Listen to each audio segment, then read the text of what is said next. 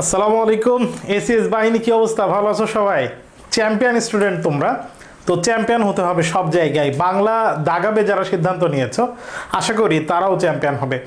দেখো, বাংলা দাগাবে যারা সিদ্ধান্ত নিয়েছো তারা ভুল সিদ্ধান্ত নাও নাই, কারণ বাংলা প্রশ্ন সহজ হয়। তোমাদেরকে যেভাবে বলা হচ্ছে, যেভাবে তোমাদেরকে দিক নির্দেশনা দেওয়া হচ্ছে, এভাবে যদি তোমরা একটু আগাতে পারো, আমার কথা শুনতে পারো, তাহলে নিশ্চয়ই তোমাদের বাংলা পরীক্ষা ভালো হবে। দেখো, জাহাঙ্গীরনগর বিশ্ববিদ্যালয়, চট্টগ্রাম বিশ্ববিদ্যালয়, গুচ্ছ এবং ঢাকা বিশ্ববিদ্যালয় বাংলা প্রশ্ন সায়েন্সের জন্য কঠিন হয় না। আবারও বলছি, কঠিন হয় না। তোমাদের একটা সুসংবাদ দিয়ে আজকের ক্লাস শুরু করছি। সুসংবাদটা হচ্ছে তোমাদের জন্য প্র্যাকটিস শিট রেডি হচ্ছে। তোমরা প্র্যাকটিসের জন্য সবগুলো গুরুত্বপূর্ণ টপিকের পিডিএফ ফাইল পেয়ে যাবে।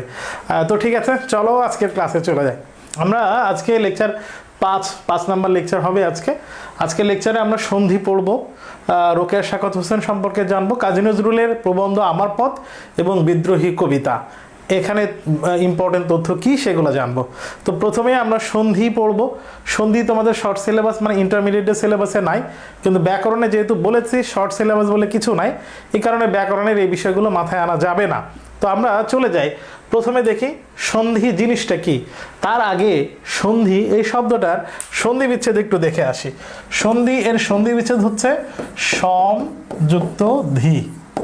সম যুক্ত ধি সন্ধি, তার মানে সন্ধি এই শব্দটা সন্ধির নিয়মে গঠিত এবং এর সন্ধি বিচ্ছেদ হচ্ছে সম যুক্ত ধি। কোন নিয়মে গঠিত? সন্ধির এই সূত্রটা কোন নিয়মে গঠিত? আজকের প্রথম হোমওয়ার্ক হচ্ছে এটা, ফার্স্ট হোমওয়ার্ক। তোমরা জানো যে আমি প্রত্যেকটা ক্লাসের মধ্যেই তোমাদেরকে কমেন্টে কয়েকটা জিনিস লিখতে বলি। তো প্রথম হচ্ছে সন্ধি, যে সন্ধি বিচ্ছেদ আমি দেখিয়ে দিয়েছি এর নিয়মটা কি এটা একটু লিখবা। যদি তোমরা নিয়ম পড়াটা লিখতে কষ্ট হয়, তো আমরা এরপরে এই সন্ধির এই নিয়মটা পড়াবো, তখন তোমরা নিয়ম নাম্বারটা বলবে। স্বরসন্ধি, ব্যঞ্জন সন্ধি নাকি বিসর্গ সন্ধিতে আছে সেটা লিখবে এবং নিয়ম নাম্বারটা লিখবে। আমরা চলে যাই গুরুত্বপূর্ণ কথা। পরস্পর সন্নিহিত দুটি বর্ণের মিলনকে সন্ধি বলে। তোমরা জানো সন্নিহিত কোণ, ভালো করেই জানো। পাশাপাশি অবস্থিত দুইটা কোণ, এটাকে সন্নিহিত বলে। পরস্পর সন্নিহিত দুইটা বর্ণ, মূলত এখানে বর্ণের মিলন ঘটে না, মূলত এখানে ধ্বনির মিলন ঘটে। ধ্বনির মিলন ঘটে। দেখো, পাশাপাশি দুইটা ধ্বনি কি ঘটে সন্ধিতে?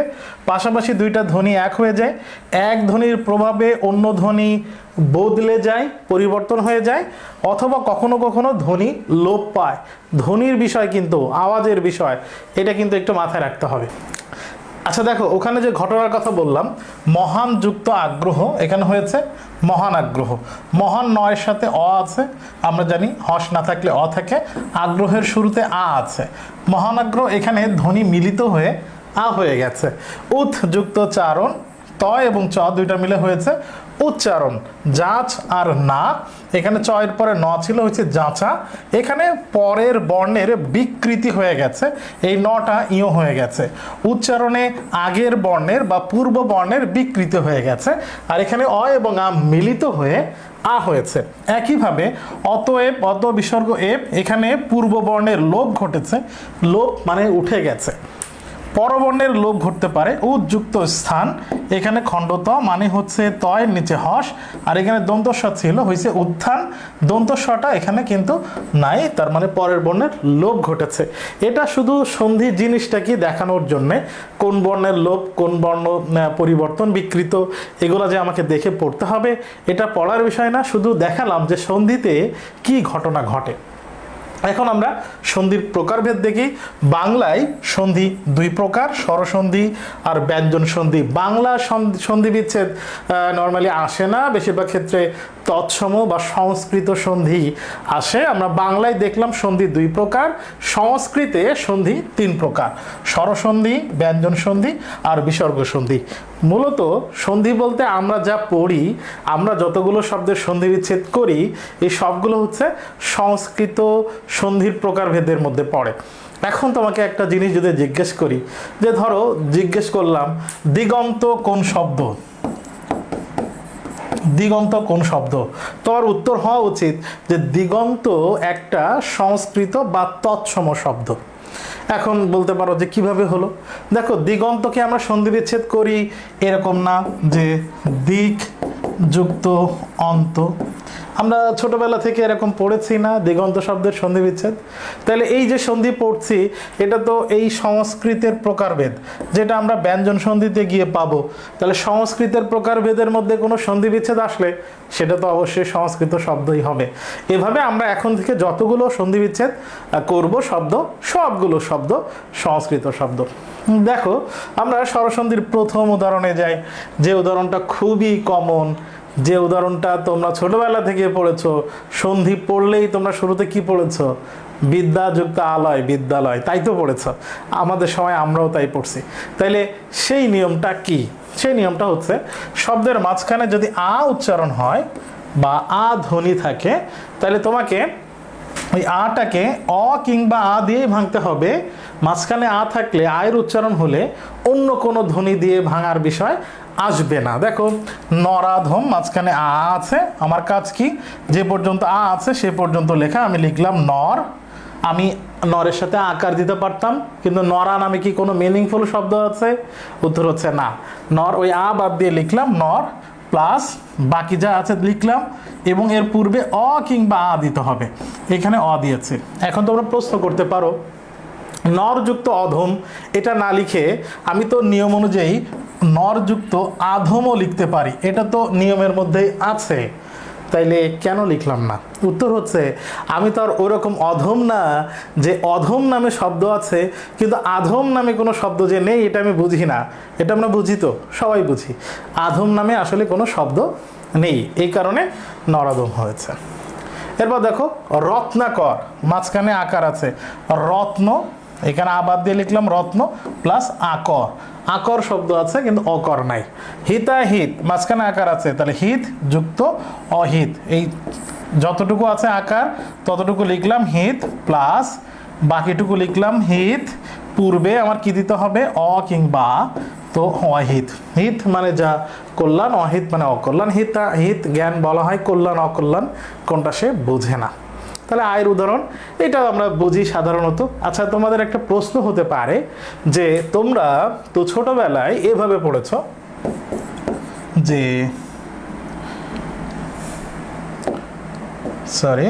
তোমরা ছোটবেলায় এভাবে পড়েছ বিদ্যা যুক্ত আলয় সমান সমান বিদ্যালয়।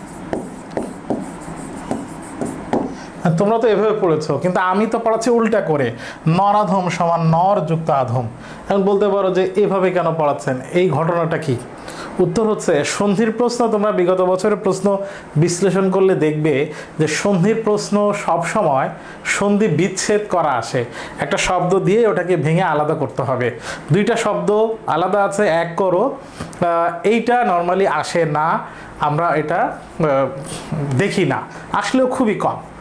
এছাড়া আরও একটা কারণে আমরা বিচ্ছেদ করছি, সেটা হচ্ছে সন্ধি বিচ্ছেদ এর নিয়মগুলো সহজ। সন্ধি বিচ্ছেদের নিয়ম খুবই সহজ। আমরা বেশ অনেকগুলো নিয়ম আজকে পড়বো, কিন্তু দেখবা খুবই সহজ করে পড়বো, খুব সহজেই আমরা বুঝতে পারবো।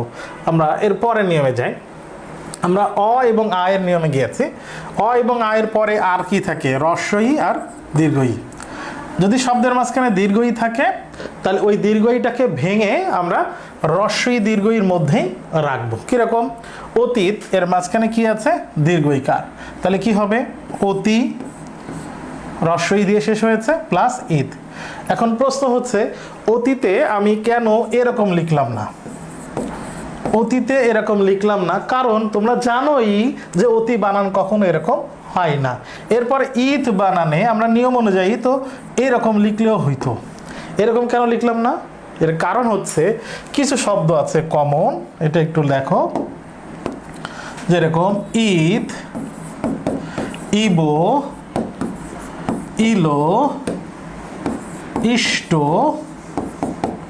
ইন্দ্র।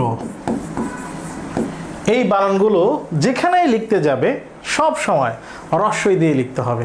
ইতো, ইলো, ইবো, ইষ্ট, ইন্দ্র যত জায়গায় আসুক সব জায়গায় এগুলা হ্রস্ব-ই হবে। আর যদি কোনো জায়গায় তোমাকে ইক্ষা লেখা লাগে, ইক্ষণ লেখা লাগে, ইস লেখা লাগে, ইস, ইপসা লেখা লাগে, ইপসা, এই বানানগুলোতে সব সময় তোমাকে দীর্ঘই লিখতে হবে, সব সময় দীর্ঘই হবে। তাহলে দীর্ঘই হয় কি কি? ইক্ষা, ইক্ষণ, ইস, ইপসা, এইগুলোতে সব সময় দীর্ঘই হয়। আর ইতো, ইবো, ইলো, ইষ্ট, ইন্দ্র সব সময় রস্বই হয়। এইগুলো মনে রাখলে আমরা সন্ধি বিচ্ছেদ করে যত জায়গায় এগুলো লেখা লাগবে সব জায়গায় আমরা দিতে পারবো, সহজে মনে থাকবে। তাহলে আমরা এরপরে দেখি পরীক্ষা। পরীক্ষার শব্দ সন্ধি বিচ্ছেদ তোমরা সবাই জানো। পরীক্ষা, এই যে মাঝখানে দীর্ঘ ইকার আছে, তাহলে পরি রস্বই দিয়ে ভাঙবো। পরি বানানে কখনো দীর্ঘ ইকার হয় না। এই পরি কিন্তু তোমাদের ওই পরি না, যে পরি ফেসবুকে খুবই বিখ্যাত, ওই পরি না।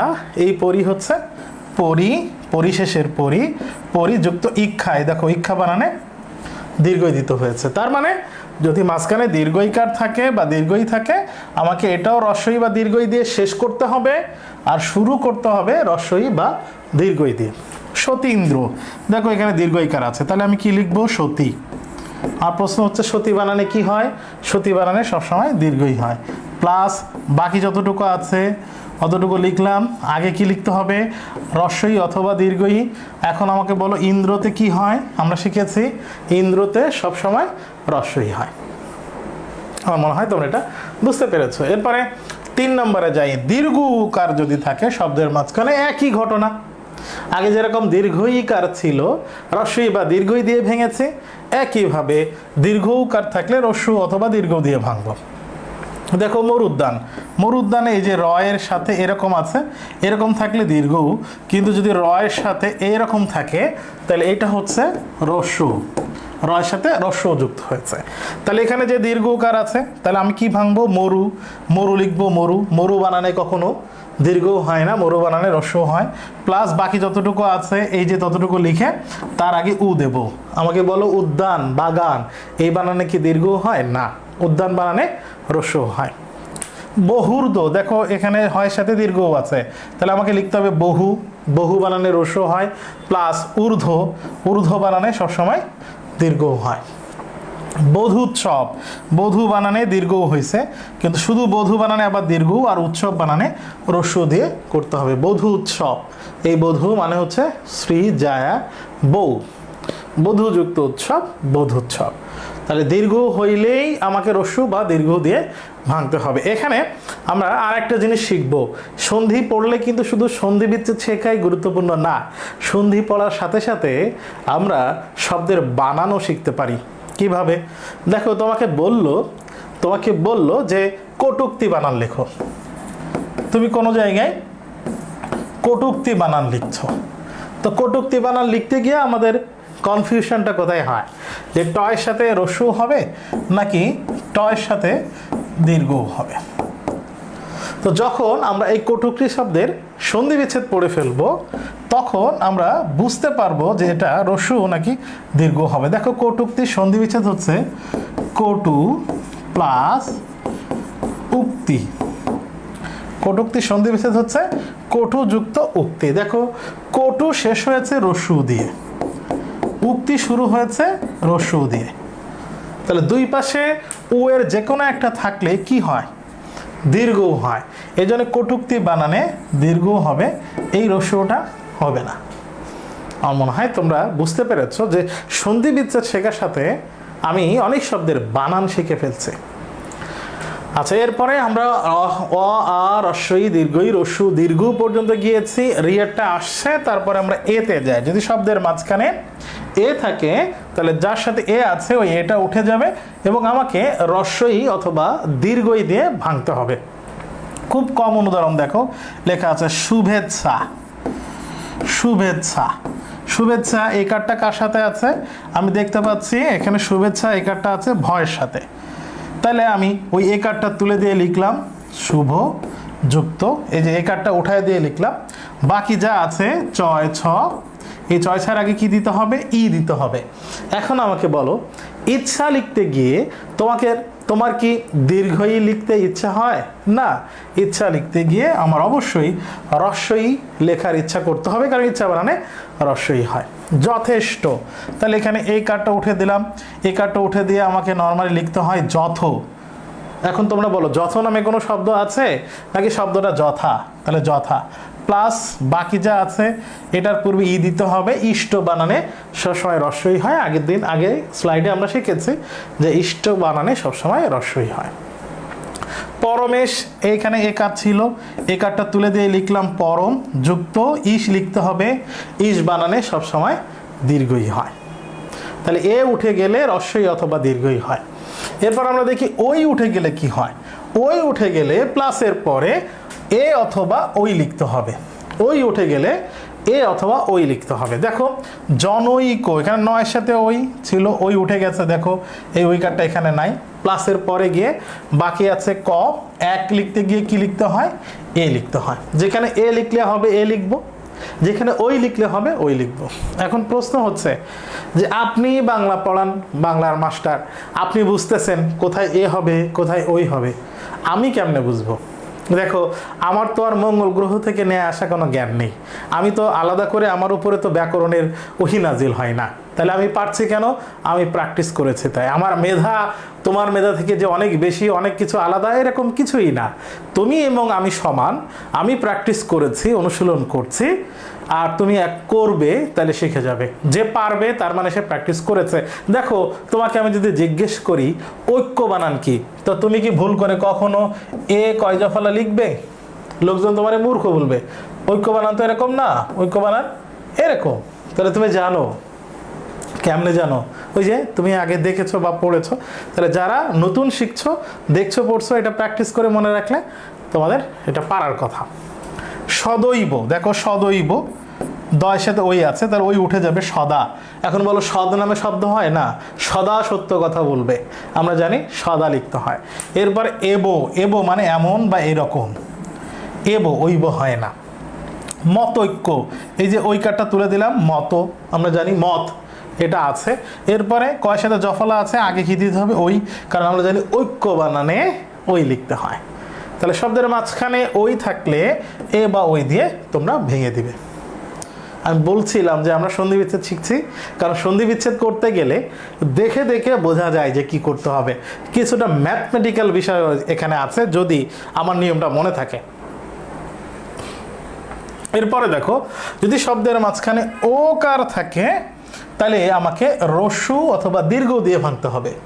তোমরা প্রত্যেকটা সূত্র যখন পড়বে তখন এই কালারের এটা মুখস্থ করে ফেলবে, মুখস্থ করবে। ওই সমান এ ওই, ওই থাকলে এ ওই দিয়ে ভাঙতে হবে। ও সমান ও থাকলে রস্যু অথবা দীর্ঘ দিয়ে ভাঙতে হবে। কীরকম? দেখো সূর্যোদয়, এখানে ও কার আছে, তাহলে আমি কী করবো? ওকার তুলে দিলাম, ওকার তুলে দিয়ে কী লিখবো? সূর্য প্লাস বাকি আছে কি দয়, এই দয় লিখলাম। দয় লেখার পরে আমাকে কি দিতে হবে? রস্যু অথবা দীর্ঘ। এখন বলো উদয় বানানে কি দীর্ঘ হয়? না, উদয় বানানে রস্য হয়।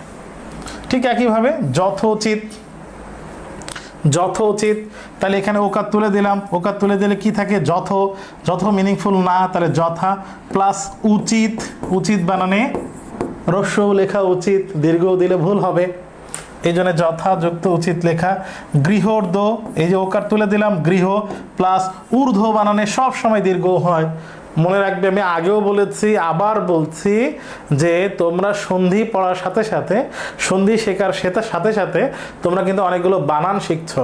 তাহলে তোমাদের হোমওয়ার্ক নাম্বার 2, হোমওয়ার্ক নাম্বার 2 হচ্ছে সন্ধি শেখার সাথে সাথে কি শেখা হয়? বানান। তোমরা কমেন্টে 2 নাম্বার লিখে বানান লিখবে। 1 নম্বরে কি লিখতে বলেছি সেটা তোমাদের দেখেছো, 2 নাম্বার লিখে বানান লিখবে। দেখো এরপরে আমরা যাই, যদি ঔকার থাকে, ঔকার তো ও কিংবা ও দিয়ে ভাঙতে হবে। দেখো বনৌষধি, নয়ের সাথে ঔকার আছে, তাহলে আমি কি লিখবো? ঔকার তুলে দিলে বন প্লাস বাকি আছে এই যে সধি, এই সধি আমি লিখলাম। সধি লেখার পরে ও লিখতে হবে। এখন প্রশ্ন হচ্ছে আমি ও অথবা ও তো যে কোনো একটা দিতে পারি। মনে রাখবে ঔষধি বানান, ঔষধি বানান এরকম হয়, কিন্তু ঔষধ বানানে এরকম হয়। ঔষধ লিখতে গেলে ঔ শেষে অতিরিক্ত কিছু নাই, আর ঔষধি লিখলে শেষে যেহেতু অতিরিক্ত আছে, শুরুতে ও এর সাথে অতিরিক্ত কিছু নাই। ঔষধি আর ঔষধ। এখানে আছে কি মহৌষধি, তাহলে হয়ের সাথে এ ওকাটা তুলে দিলাম মহ। আমাকে বলো মহ নামে কি কোনো মিনিংফুল শব্দ হয়? হয় না, শব্দটা কি হবে মহা, এই কারণে এখানে মহা লেখা। প্লাস এই যে সধি আছে, সধি লিখলাম, আগে কি হবে ও হবে, কারণ সধি থাকলে ও লিখতে হয়। দেখো পরম ঔষধ, তাহলে ঔকার তুলে দিয়ে বাকিটুকু আমরা লিখলাম, পরম লিখলাম, প্লাস যা আছে মূর্ধন্য ষ আর ধ। এবার বলো সদ আছে, তাহলে ঔষধ নাকি ঔষধ? হবে ঔষধ। আমার মনে হয় তোমরা বুঝতে পেরেছো। এরপরে যদি র ফলা থাকে, খুবই সহজ, খুবই সহজ এই সন্ধির নিয়ম। যদি কোনো শব্দে দেখো র ফলা আছে, বিচ্ছেদ করতে বলছে, তোমার কাজ হচ্ছে যার সাথে র ফলা থাকবে তার সাথে রিকার দিবা। এবং মনে রাখবা যে এখানে যতগুলো উদাহরণ আছে সব ত এর সাথে র ফলা। তো তোমাদের তো আর একটা মানে বিপদ আছে, তোমরা তো আরেক জায়গায় বেশ মূর্খতার পরিচয় দাও। মূর্খ শব্দটা আমি বারবার ব্যবহার করি। তোমরা তো আরেকটা জায়গায় তোমাদের অক্ষর জ্ঞান নেই এরকম পরিচয় দাও। তোমরা এই যে ছাত্র বানান অনেক সময় এরকম লেখো ছায়ে, ছায়ে, তোমরা লিখে ফেলো ছায়ে লিগ, কিন্তু এটা কি এরকম হবে? মাত্রা দিতে হবে। তার মানে ছাত্র বানানে যদি মাত্রা দাও, এখানে যে যুক্ত বর্ণটা আছে এই যুক্ত বর্ণের মধ্যে আছে ত আর র ফলা বা র। যদি মাত্রা না দাও তাহলে এই বর্ণটার নাম হচ্ছে এ। তোমরা অনেকে জানো, লেখার সময় খুব সাবধানে লিখবে মাত্রা দিচ্ছ কি না, এটা খেয়াল করে লিখবে। দেখো এখানে লেখা আছে পিত্রালয়, এই যুক্ত বর্ণটা এখানে কি কি আছে? এখানে ত এর সাথে র ফলা আছে, র ফলা আছে। তাহলে র ফলা থাকলে কি দিতে হবে? রিকার দিতে হবে, র ফলাটা উঠে যাবে। তাহলে ত এর সাথে র ফলা আছে, এই যে ত এর সাথে রিকার দিলাম। এখানে আলয়ের আটা কোত্থেকে আসছে? কোত্থেকে আসছে কি দেখা যায়? আটা কোথায় আছে? এই যে আটা এখানে আছে, তাই আলয় হয়েছে। ঠিক একইভাবে মাতৃচ্ছা, এই যে ত এর সাথে র ফলা, তাহলে আমি ত এর সাথে কি দিব? রিকার দিলাম, রিকার দিলাম, প্লাস এর সাথে কোনো কার আছে? প্রাইভেট কার আছে ই, তাহলে ই দিলাম, বাকি আছে ছয় ছয় ইচ্ছা। তো এরকম করতে গিয়ে কিন্তু এরকম ইচ্ছা আবার করা যাবে না। এই যে মাত্রাধিক্য, এই মাত্রাধিক্যকে আবার এরকম বানানো যাবে না, কিন্তু মাতৃ যুক্ত আধিক্য, মাতৃযুক্ত আধিক্য লিখলে কিন্তু নিয়ম অনুযায়ী হচ্ছে। মাত্রাধিক্য মানে কি? আধিক্য মানে বেশি, মাত্রা মানে পরিমাণ। মাত্রা আধিক্য কোনো কিছুর পরিমাণ বেশি হওয়া। কিন্তু যখন আমি লিখব মাতৃযুক্ত আধিক্য, যখন আমি এরকম লিখব এই যে মাতৃযুক্ত আধিক্য, তখন মাতৃ মানে হচ্ছে মা আর আধিক্য মানে বেশি, তার মানে তখন মা বেশি হয়ে যাবে।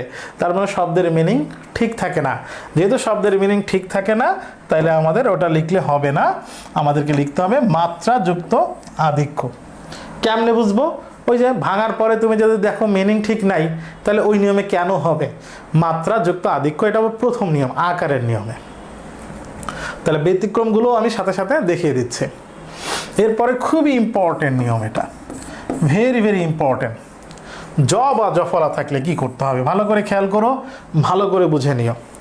শব্দের মাঝখানে যদি জ অথবা জফলা থাকে, তাহলে যার সাথে জ বা জফলা ছিল তার সাথে ইকার দিতে হবে। খুব সিম্পল, জ বা জফলা যার সাথে ছিল তার সাথে ইকার দিতে হবে। যদি তোমার হ্রস্বইকার দিতে মন চায় দিবে, যদি তোমার দীর্ঘইকার দিতে মন চায় দিবে। তোমার মন যেটা চায় তুমি সেই কার দিবে। ঘটনা কি আসলে তাই? দেখি মন কেমনে চায়। দেখো অত্যন্ত, এখানে আমরা দেখছি জফলাটা আছে ত এর সাথে, তাহলে আমাকে কি করতে হবে? অতি লিখতে হবে, অতি। এখন আমাকে বলো অতি বানানে কি তোমার দীর্ঘইকার লিখতে ইচ্ছে হবে? না, তোমাকে তখন বলবে অতীব বোকা, অতি বোকা ছেলে না, হ্রস্বইকার দিতে হবে অতি। তাহলে হ্রস্বইকারটা গেল। প্লাস এবার দেখতে হবে এর সাথে কি কোনো কার আছে? দেখো তো, ত এর সাথে জফলা, ত এর সাথে কি কোনো কার আছে? প্রাইভেট কার, আকার, ইকার, হ্রস্বকার, দীর্ঘকার আছে? উত্তর হচ্ছে নাই। যদি কোনো কার না থাকে, তাহলে কার নেই যে বর্ণটার, ওই বর্ণটা লিখতে হবে। আমরা প্রথম ক্লাসে পড়েছিলাম স্বরবর্ণের মধ্যে 10 জনের প্রাইভেট কার আছে, কিন্তু অ এর কোনো প্রাইভেট কার নেই, তাহলে অ লিখতে হবে, বাকিটুকু লিখে দিতে হবে। এটা হবে অন্ত, অতিযুক্ত অন্ত।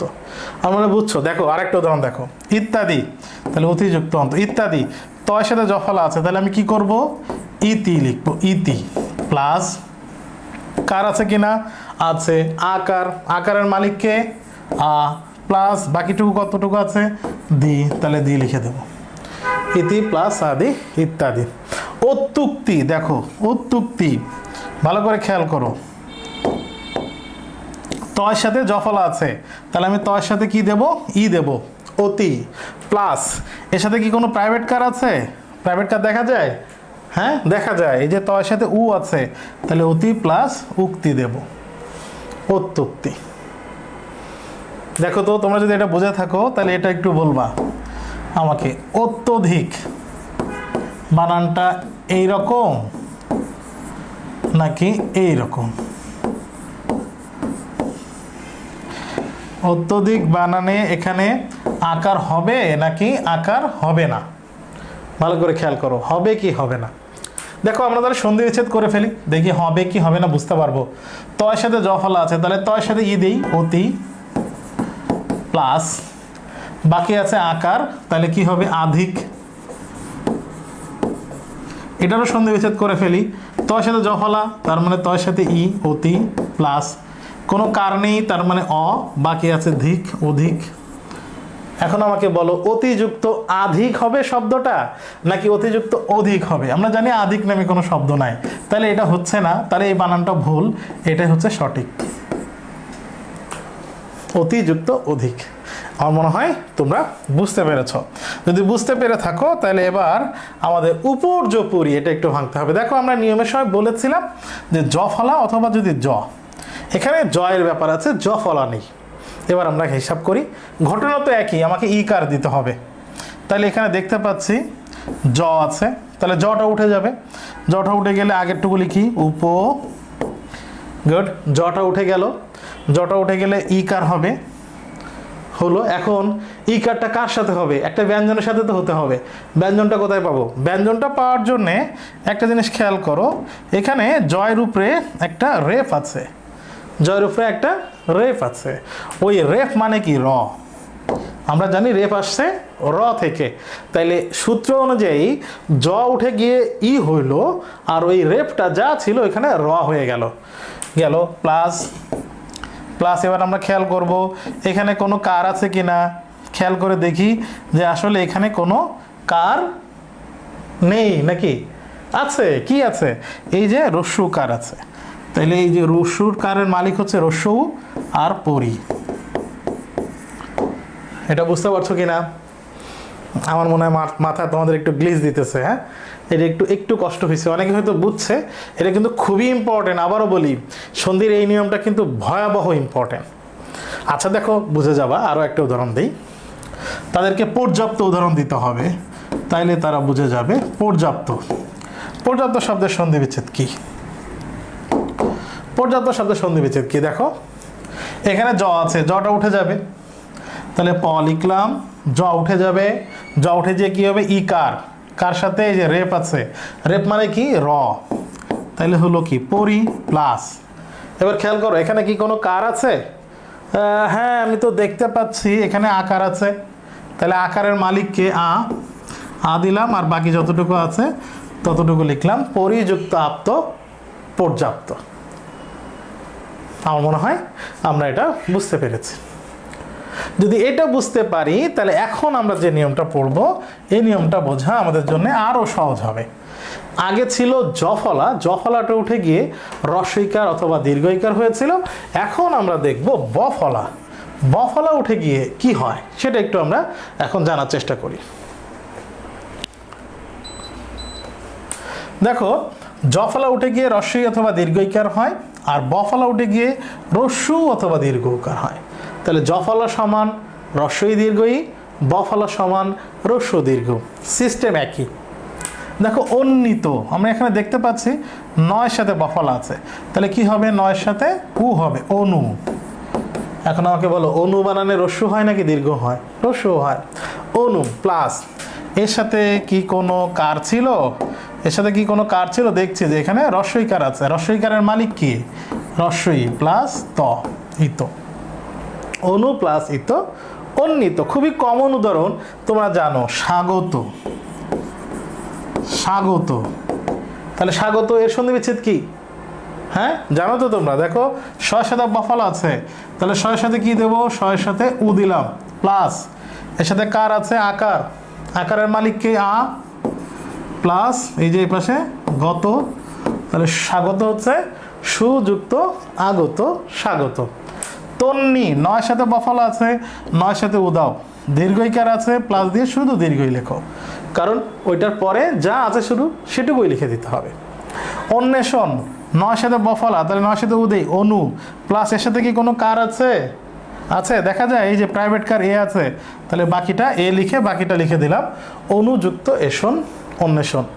যদি এটা হয় তাহলে তো স্বাধীন বানানে শয়ের সাথে বফলা আছে, তাহলে আমি কি লিখবো? সু, প্লাস আকার আছে, তার মানে কি? আধীন। তাহলে তো স্বাধীনের সন্ধি বিচ্ছেদ হবে সুযুক্ত আধীন। আধীন নামে কি কোনো শব্দ আছে? নাই। তাহলে হবে কি? স্বযুক্ত অধীন। এই নিয়ম কিন্তু খাটবে না বফলা থাকলেও, এটা ওই যে আকারের নিয়ম, স্বযুক্ত অধীন, ওই নিয়মে যাবে। তাইলে সন্ধিতে আমরা যতগুলো নিয়ম পড়লাম মনে রাখবেন, 9 নাম্বার জফলা আর এই 10 নাম্বার বফলা, এই দুইটা খুবই ইম্পর্টেন্ট, খুবই ইম্পর্টেন্ট। আমরা এবার যাব খুবই সহজ, একবারে পানির মতো সহজ সেই নিয়মে।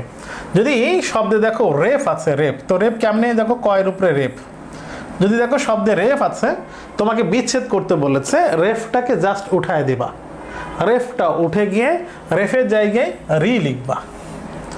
দেখো দেবর্ষি, দেবর্ষি, এই যে রেফ আছে কার সাথে? শয়ের সাথে, তাহলে আমি কি লিখবো? দেব। যে জায়গায় আছে, যেরকম আমি যদি বলি মহর্ষি, যে জায়গায় রেফ আছে ওইটুকু বাদ দিয়ে বাকিটুকু লিখবো, তাহলে কি লিখবো? মহ, প্লাস এই রেফটা নিচে নেমে আসবে, রেফটা নিচে নেমে কি হবে? রি হবে, রি, এবং বাকি যা আছে তাই লিখে দেবো, ঋষি।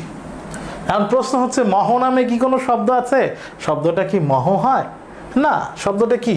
শব্দটা মহা। এই জন্যে দেব, এই যে এই পর্যন্ত লিখলাম দেব, রেফটা নিচে গিয়ে ঋষি। মহর্ষি, এটা তো দেখালাম। শীতার্ত, দেখো এই রেফের আগ পর্যন্ত লেখো, সীতা লিখতে হয়। এখন বলো সীতা নামে মিনিংফুল শব্দ হয় নাকি শব্দটা শীত হবে? উত্তর হচ্ছে শব্দটা শীত হবে, তাহলে সীতা লেখা যাবে না, শীত, প্লাস এই যে রেফ নিচে নেমে গেলে রি, আর বাকি আছে তো শীতার্ত। তৃষ্ণার্ত, এইটুকু বাদ দিলে কি থাকে? তৃষ্ণা লিখলাম, রেফ নিচে নেমে গেলে রি হয়ে গেল, আর তো তৃষ্ণার্ত। তাইলে যদি শব্দের রেফ থাকে, রেফ নিচে নেমে গিয়ে রি হয়ে যাবে। এখন আমরা যে সন্ধির নিয়মে শিখব, এখন এটাকে বলা হয় প্রত্যয়জাত সন্ধি। প্রত্যয়জাত সন্ধি, স্বরসন্ধির এই নিয়মটা প্রত্যয় নিয়মে আসলে গঠিত শব্দের ক্ষেত্রে হয়। এটা আমরা প্রত্যয়ও পাবো, আবার সন্ধিতেও পাবো। সন্ধির নিয়ম প্রযোজ্য হয়, সেই নিয়মগুলো শিখবো। নিয়মটা খুবই সহজ।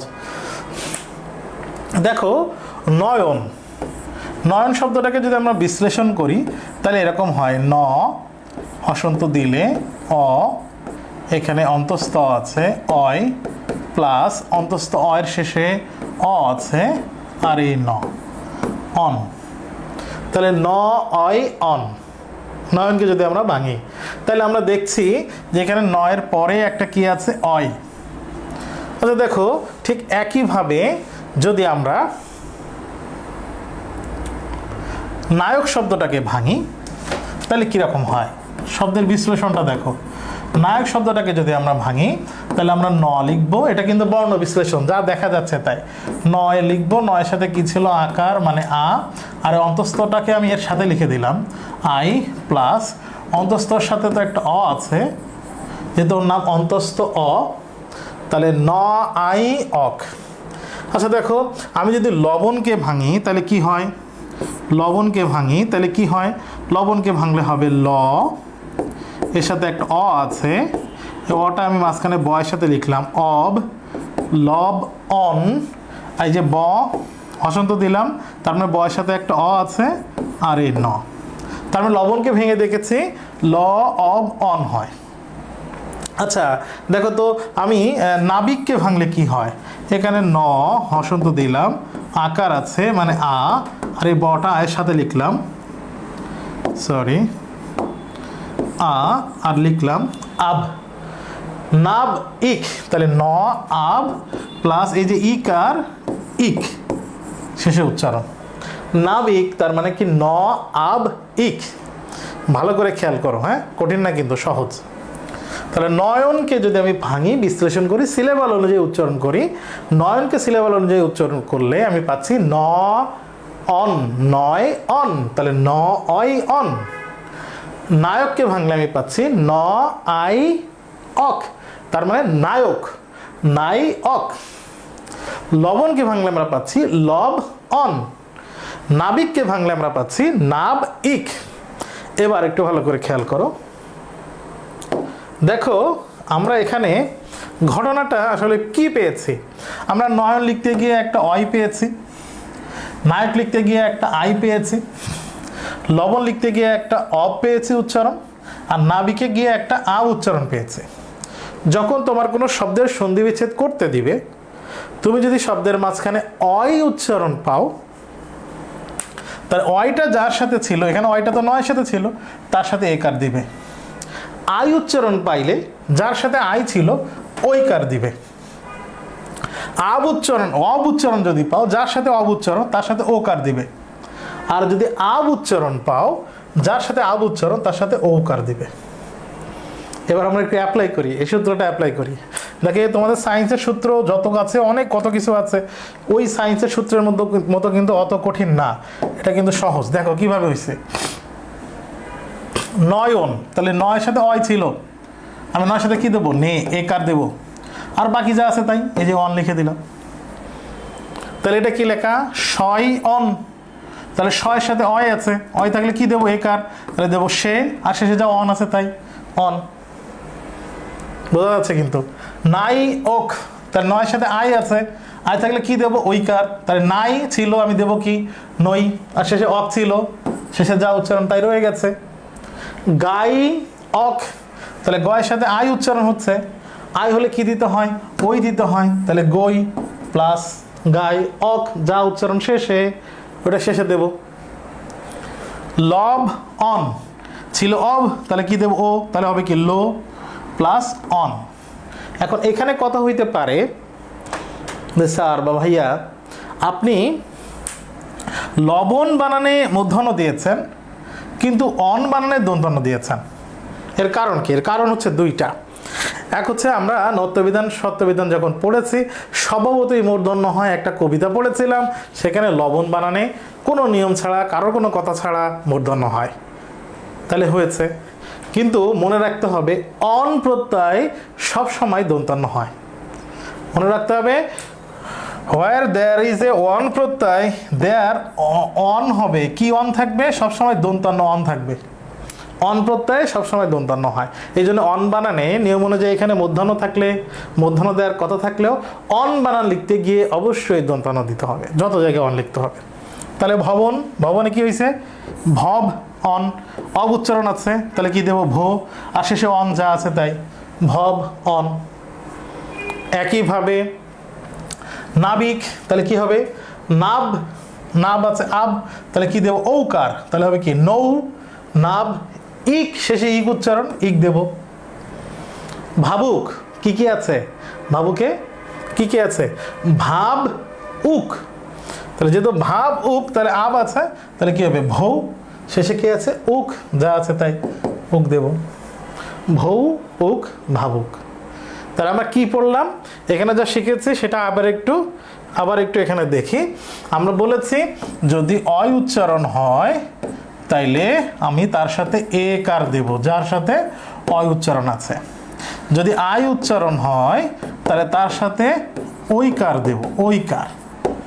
আমরা শিখেছি যদি অব উচ্চারণ হয়, যেরকম লবণ লব, তাহলে দিতে হয়েছে কি লো, তার মানে ও কার।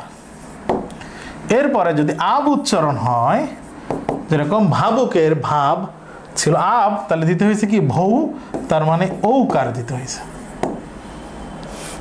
এ ওই ও ও, অয় আই অব আব, তোমরা এভাবে মনে রাখবা এটা। আমরা এরপরে দেখি নিপাত নিষিদ্ধ স্বরসন্ধি। নিপাত নিষিদ্ধ স্বরসন্ধি কি? আমরা নত্যবিধান সত্যবিধানে যেরকম দেখছিলাম স্বভাবতই মূর্ধন্য মূর্ধন্যসা, ঠিক সন্ধিতে এরকম ঘাওলা সন্ধি বেঁচে যাচ্ছে, নিয়ম মানবে না, নিয়ম অনুযায়ী একরকম হওয়ার কথা কিন্তু অন্য রকম হবে, ওইগুলোকে বলা হবে নিপাত নিষিদ্ধ স্বরসন্ধি। এগুলো যেহেতু নিয়ম মানবে না তো বোঝানোর কিছু নেই, এগুলো মুখস্থ করতে হবে, শব্দও মুখস্থ করতে হবে, সাথে সন্ধি বিচ্ছেদও, বিচ্ছেদও মুখস্থ করবা, শব্দও মুখস্থ করবা। আমরা এখন চলে যাব ব্যঞ্জন সন্ধিতে। ব্যঞ্জন সন্ধির প্রথম যে সূত্র, ব্যঞ্জন সন্ধি পড়লে ছোটবেলা থেকে তোমরা কোনটা পড়ছো আগে মনে করো তো? সন্ধি বিচ্ছেদের ব্যঞ্জন সন্ধি পড়লে কোনটা পড়ছো? পড়ো নাই? দিগন্ত, দিকযুক্ত অন্ত, দিগন্ত, হ্যাঁ পড়ো না? এটাই তো পড়ছো। ওটাই, ওই যে নিয়মটা আমরা সেটাই করব এখন।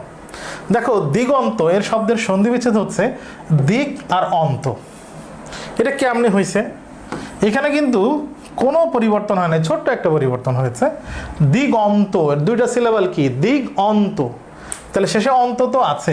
কিভাবে আছে দেখো, এখানে ছিল গ, দেখো নিজন্তের মাঝখানে কি আছে? জ।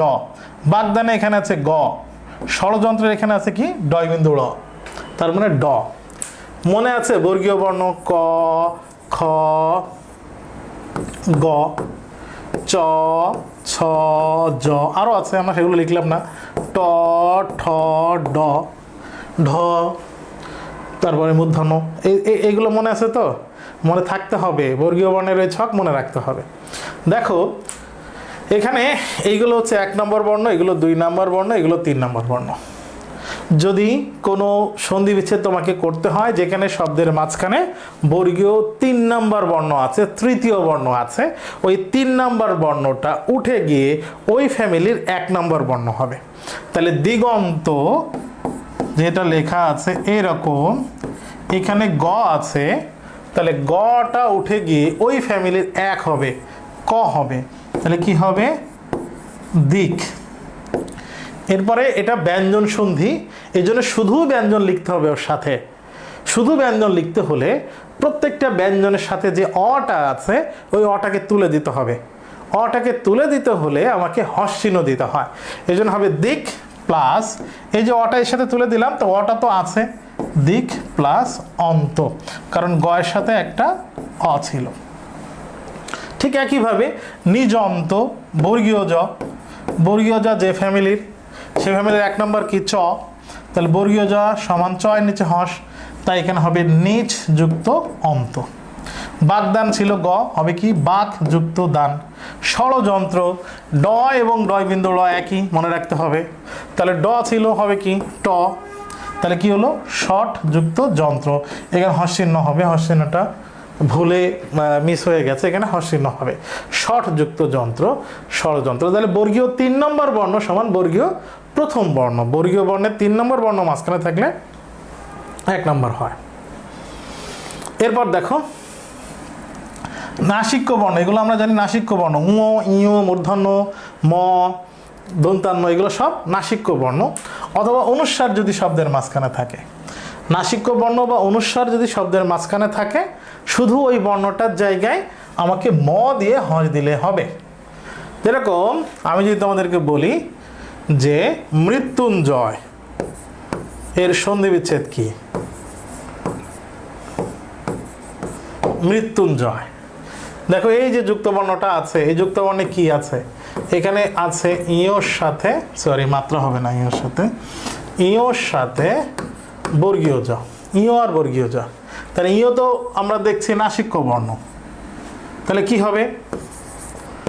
মৃত্যুম, এই যে ইয়র জায়গায় কি হলো? ম প্লাস জয়, মৃত্যুম প্লাস জয়, এই যে ইয়র জায়গায় ম হলো আর এই জটা তো লেখা ছিল, তাহলে মৃত্যুঞ্জয় মানে মৃত্যুম যুক্ত জয়। দেখো সংবাদ অনুস্বার আছে, তাহলে হবে কি?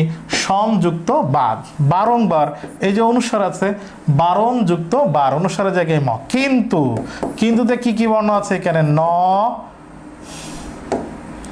তারপরে ত, উ, তাহলে হবে কি? নয়ের জায়গায় কিম যুক্ত তু। এবার দেখো শুরুতেই আমি বলেছিলাম যে সন্ধি কিন্তু সন্ধির নিয়মে, কোন নিয়মে?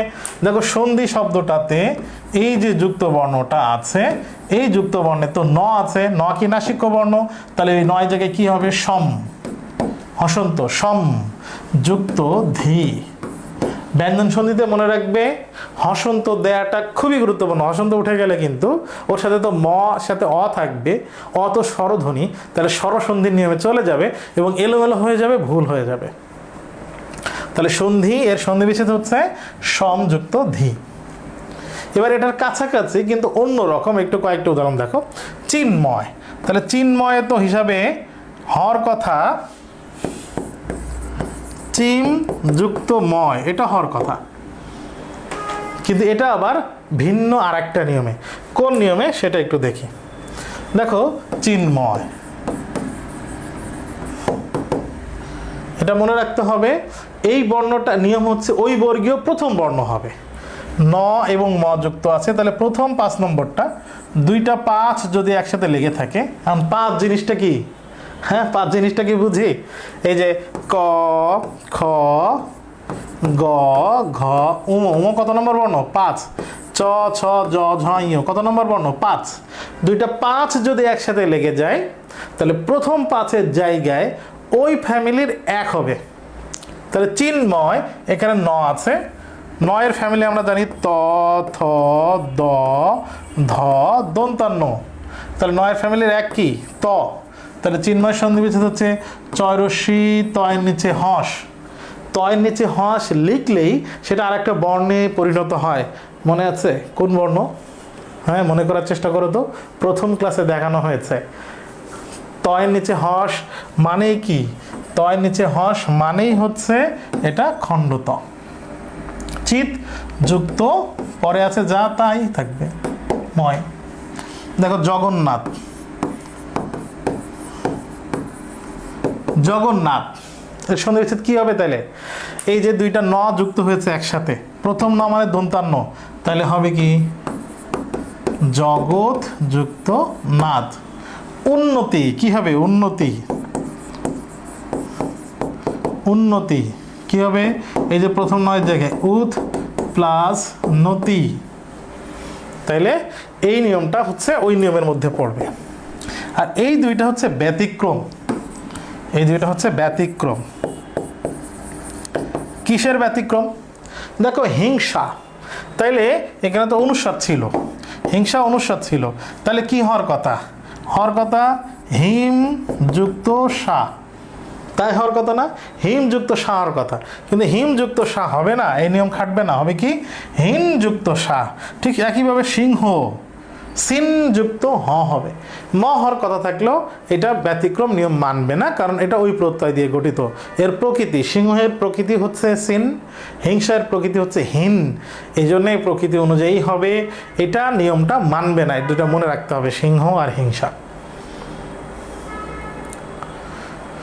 আমরা এখন যদি শব্দের মাঝখানে চ ছ থাকে তাহলে 3টা ঘটনা ঘটতে পারে, সে 3টা ঘটনা আমরা দেখব।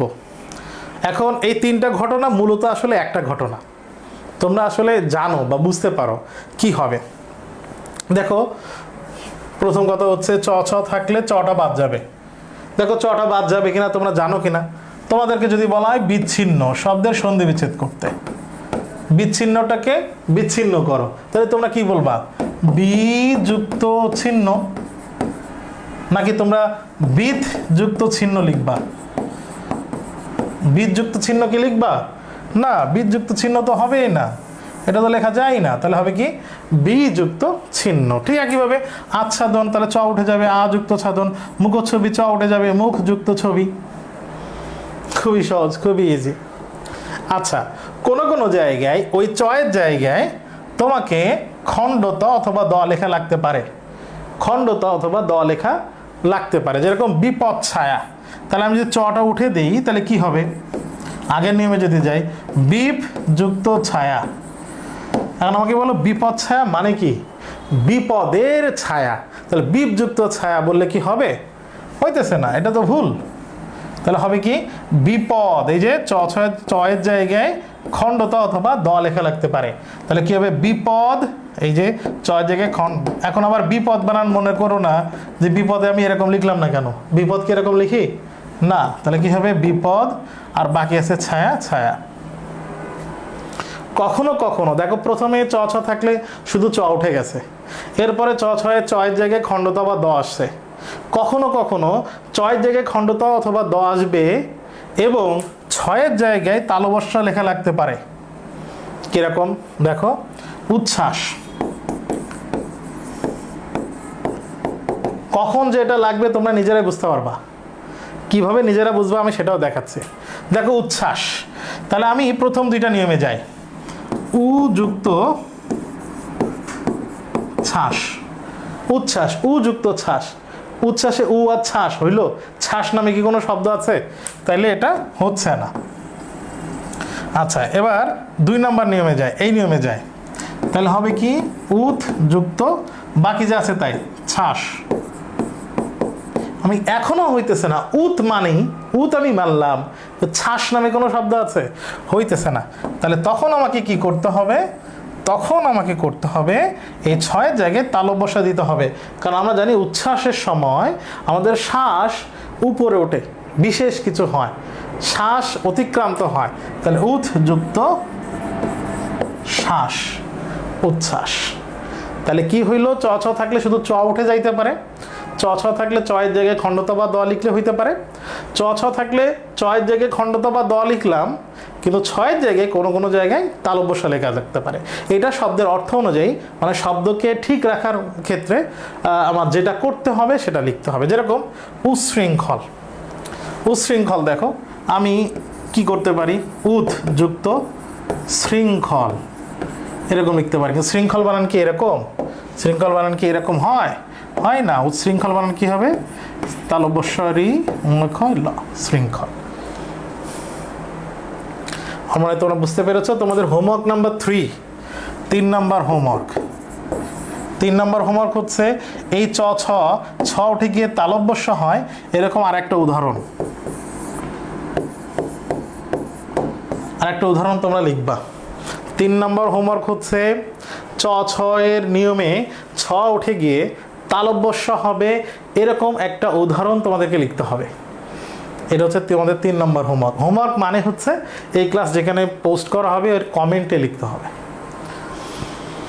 আচ্ছা, এবার খুব সহজ আমরা কয়েকটা সন্ধি বিচ্ছেদ লিখি। যদি 2টা চ একসাথে লেগে যায় তাহলে প্রথম চয়েরটা উঠে যাবে, ত অথবা দ হবে। 2টা ড একসাথে লেগে গেলে প্রথম ডটা উঠে গিয়ে ত বা দ হবে। 2টা ল একসাথে লেগে গেলে প্রথম লটা উঠে গিয়ে ত অথবা দ হবে। তয়ের নিচে হস মানে খণ্ডত। 2টা জ একসাথে লেগে গেলে প্রথম জয়ের জায়গায় খণ্ডত অথবা দ হবে। একটা জ একটা ঝ লেগে গেলে প্রথম জয়ের জায়গায় খণ্ডত অথবা দ হবে। খুবই সহজ, এটা তোমরা পারো। দেখো উচ্চারণ, উৎচারণ, চয়ের জায়গায় কি হয়েছে? খণ্ডত। উড্ডিন, উৎ ডিন, ডয়ের জায়গায় খণ্ডত। উল্লাস, উৎ লাস, এখানে লয়ের জায়গায় খণ্ডত হয়েছে। সজ্জন, জয়ের জায়গায় খণ্ডত, সৎ জন। কুজ্ঝটিকা, কুজ্ঝটিকা, কুজ্ঝটিকা মানে কি? কুজ্ঝটিকা মানে কুয়াশা। কুজ্ঝটিকা, এই জয়ের জায়গায় কুত আর পরে ঝটিকা যা ছিল আছে। তাহলে প্রথম বর্ণটা পরিবর্তন হয়েছে, পরেরটা উচ্চারণ, ডিন, লাশ, জন, ঝটিকা সবই ঠিক আছে। শুধু যুক্ত বর্ণ লেগে গেলে 2টা বর্ণ প্রথমটার জায়গায় খণ্ডত অথবা দ হবে। যেখানে খণ্ডত দিলে হবে খণ্ডত, যেখানে দ দিলে মিনিংফুল হবে সেখানে দ দিতে হবে। এবার খুব ইম্পর্টেন্ট আরও একটা সন্ধির পদ্ধতি আমরা এখন পড়ব। সন্ধির পদ্ধতি মানে সন্ধির নিয়ম। সেটা কি? পদ্ধতি। যদি এইখানে যে যুক্তবর্ণ আছে আমরা জানি এখানে দয়ের সাথে ধ লেগে গেছে, দয়ের সাথে ধ যদি এরকম লেগে যায় তাহলে 2টাকে টেনে হিসেবে আলাদা করবা, মাঝখান থেকে আলাদা করবা। মাঝখান থেকে আলাদা করে মনে রাখবা ধয়ের জায়গায় সবসময় হ লিখতে হবে, আর দয়ের জায়গায় দয়ের নিচে হস অথবা খণ্ডত লেখা লাগতে পারে। হয় দয়ের নিচে হস হতে পারে অথবা খণ্ডত লেখা লাগতে পারে। দেখো পদ্ধতি, এই পদ্ধতি তো এখানে এরকম লেখা, পদ্ধতি এরকম তো লেখা। তাহলে আমরা কি করব? পদ প্লাস যেহেতু ধতি আছে তাইলে আমাকে কি করতে হবে? ধয়ের জায়গায় আমাকে হ লিখে দিতে হবে, পদ যুক্ত হতি। ঠিক সেইভাবে উদ্ধার যদি থাকে তাহলে উদ্ধারে তো এরকম লেখা আছে, উদ্ধার এরকম লেখা আছে। তাহলে এখানে মনে রাখতে হবে যে উদ, উদ হয় না, হবে কি? উদ হবে। তাও তো নিয়ম মানে এই যে দ অথবা খণ্ডতা উদ প্লাস ধার কি হবে, ধয়ের জায়গায় কি হবে, উৎ যুক্ত হার, উদ্ধার, উৎ যুক্ত হার উদ্ধার। একইভাবে আমরা যদি দেখি তদ্ধিত, এর সন্ধি বিচ্ছেদ করতে যদি বলে তদ্ধিত, তাহলে আমাকে কি লিখতে হবে, তদ যুক্ত হিত, তদ্ধিত। আমার মনে হয় এটা বুঝতে পেরেছো, এটাও কিন্তু ইম্পর্টেন্ট, এই নিয়মটাও কিন্তু ইম্পর্টেন্ট, ভেরি ভেরি ইম্পর্টেন্ট। এবার খুব সহজ দুইটা নিয়ম আসবে সন্ধির, ব্যঞ্জন সন্ধির। আমরা অনেকগুলো নিয়ম পড়ছি, অনেক নিয়মের মধ্যে হয়তো তোমরা ভাবছো যে এত নিয়ম, দেখো সন্ধিতে তো নিয়ম পড়তে হবে, কিন্তু তুমি যেটা পারো, যেটা সন্ধি বিচ্ছেদ তুমি করতেই পারো, নতুন করে নিয়ম তো পড়ার দরকার নেই। যেটা পারো না সেটা নিয়ম অনুযায়ী, নিয়ম মুখস্থ রাখতে হবে না, নিয়মটা অ্যাপ্লাই করে বের করতে পারার উদাহরণ বেশি বেশি প্র্যাকটিস করতে হবে। তাহলে উদাহরণ প্র্যাকটিস, বিগত বছরের প্রশ্ন সন্ধি ভালো করে প্র্যাকটিস করলে কমন পাওয়া যাবে। আবারও বলি, সব টপিকের ক্ষেত্রে আমি বলেছি যে বিগত বছরের প্রশ্ন ভালো করে সলভ করলে বেশিরভাগ প্রশ্ন কমন আসে, অপশন থেকে বা হুবহু আসে। সন্ধির ক্ষেত্রে অবশ্যই বিগত বছরের প্রশ্ন সলভ করলে এনাফ। দেখো, মধ্যাহ্নস্বর ট যদি একসাথে লেগে যায়, তাহলে মধ্যাহ্নস্বর জায়গায় মধ্যাহ্নস্বর থাকবে, আর ট এর জায়গায় ত দিতে হবে। বৃষ টি, বৃষ টি, তাহলে আমি বৃষ লিখবো, আর ট এর জায়গায় তি লিখবো। যদি ঠ থাকে, শস ঠ, এখানে মধ্যাহ্নস্বর সাথে ঠ যুক্ত আছে, তাহলে আমি কি দেব, শস, এই ঠ এর জায়গায় হবে থ। তাহলে বৃষ্টি, সৃষ্টি, কৃষ্টি, এই বানানগুলোতে ট উঠে গিয়ে ত হবে, আর ঠ উঠে গিয়ে থ হবে। আরেকটা ইম্পর্টেন্ট নিয়ম, ভেরি ভেরি ইম্পর্টেন্ট। এটা কি হয়েছে, খুবই সহজ। যদি শব্দের মাঝখানে খণ্ডতা থাকে, তাহলে তোমাকে দ অথবা ধ দিতে হবে। খণ্ডতা উঠে গিয়ে দ অথবা ধ হবে। কিরকম, তৎসম, খণ্ডতা আছে, হবে কি তদ যুক্ত সম। হৃৎপিণ্ড, খণ্ডতা আছে, কি হবে হৃদ যুক্ত পিণ্ড। ক্ষুদ পিপাসা, খণ্ডতা আছে, ক্ষুদ যুক্ত পিপাসা। এখন প্রশ্ন করতে পারো, তদে দ দিয়েছি, হৃদয়ে দ দিয়েছি, কিন্তু ক্ষুদ পিপাসা ধ দিয়েছি, কারণ ক্ষুধা থেকে আসছে ক্ষুদ, তাই ধ। হৃদয় থেকে আসছে হৃদ, তাই দ। যেটা মিনিংফুল, যদি দ দিলে মিনিংফুল হয় দ দেব, যদি ধ দিলে মিনিংফুল হয় তাহলে ধ দিব। শব্দের যেটা চলে, যেটা মেলে। আচ্ছা, এখানে বিশেষ নিয়মে সাধিত কিছু সন্ধি আছে, এগুলা সন্ধি বিচ্ছেদ এবং শব্দ সব মুখস্থ করতে হবে। নিপাতনে সিদ্ধ এরকম ব্যঞ্জন সন্ধি আছে, এগুলো শব্দ এবং সন্ধি বিচ্ছেদ দুটাই মুখস্থ করতে হবে। এখন আমরা যাব বিসর্গ সন্ধি, সব থেকে সহজ সন্ধি। সব থেকে সহজ সন্ধি হচ্ছে বিসর্গ সন্ধি। বিসর্গ সন্ধি, বিসর্গ কিন্তু এরকম, এই যে বিসর্গ বর্ণটা, এর কাছাকাছি আমরা আর একটা জিনিস লিখি এরকম। এটাকে কি বলে, এটাকে বলে কোলন, এটাকে বলে কোলন, কিন্তু এটা হচ্ছে বিসর্গ। বিসর্গ সন্ধিতে আমরা একটা জিনিস মনে রাখতে পারলে পৃথিবীর যে কোনো বিসর্গ সন্ধি সাধিত শব্দের বিচ্ছেদ করা খুবই সহজ। একটা জিনিস মনে রাখতে হবে, সেটা কি, বিসর্গ সন্ধি দিয়ে গঠিত যত শব্দ হয়, সেই সবগুলো শব্দের মাঝখানে মূলত দুইটা পরিবর্তন হয়, ছয়টি পরিবর্তন হয়। কয়টা পরিবর্তন, ছয়টি পরিবর্তন হয়। কি কি, বিসর্গ উঠে গিয়ে শব্দের মাঝখানে তালব্য স, মূর্ধন্য স, দন্ত স, র, রেফ আর ওকার, এই ছয়টা জিনিস হতে পারে। কি কি বললাম, বিসর্গ উঠে গিয়ে শব্দের মাঝখানে ছয়টা বর্ণ আসতে পারে, বিসর্গ চলে গিয়ে শব্দের মাঝখানে ছয়টা জিনিস আসতে পারে। কি কি, তালব্য স, মূর্ধন্য স, দন্ত স, র, রে আর ওকার। তোমার কাজ হচ্ছে যেখানেই তালব্য স ওরে উঠায় দাও, বিসর্গ দাও, বিচ্ছেদ করে দাও, সন্ধি বিচ্ছেদ হয়ে যাবে। যেখানেই দন্ত স উঠায় বিসর্গ দাও, বিচ্ছেদ করে প্লাস লিখে দাও, হয়ে যাবে। কিভাবে দেখো, শিরশ্ছেদ, তালব্য স, তাহলে আমি কি করব, শির, তালব্য স জায়গায় বিসর্গ প্লাস আর আছে কি ছেদ, লিখে দিলাম, হয়ে গেল। কোনো পরিবর্তন নেই, তালব্য স তুলে বিসর্গ, মূর্ধন্য স তুলে বিসর্গ। দেখো, আবিষ্কার, এই যে মূর্ধন্য স, আবি বিসর্গ কার। ভাস্কর, দন্ত স, ভা বিসর্গ কর। প্রাতরাশ, এই যে র উঠে যাবে, র উঠে গিয়ে বিসর্গ, আর এখানে র এর সাথে আকার আছে, তাই পরে হয়েছে আশ। দুর্গত, এই যে রেফ আছে, রেফ উঠে গিয়ে বিসর্গ, দু বিসর্গ গত। তাহলে 6টা পরিবর্তন কি কি? তালব্য মূর্ধন্য ষ দন্ত স র রেফ আর ওকার। তাহলে যদি তোমরা বুঝে থাকো তাহলে বলো পুনরায়ের সন্ধি বিচ্ছেদ কি? পুনরায়ের সন্ধি বিচ্ছেদ কি? এই যে র উঠে যাবে, র উঠে গিয়ে কি হবে? বিসর্গ হবে। পুন বিসর্গ আকার আছে, তাহলে কি হবে? পুন বিসর্গ আই, পুনরায়। খুবই সহজ। এখন কথা হচ্ছে এই নবলতাতে ওকার আছে, নবলতায় তো আমি ওকার দেখতে পাচ্ছি, তাহলে এখানে যে ওকারটা আছে তাহলে আমি কি এরকম লিখবো? নব বিসর্গ আর বাকি আছে রা, এরকম লিখলে কি হবে?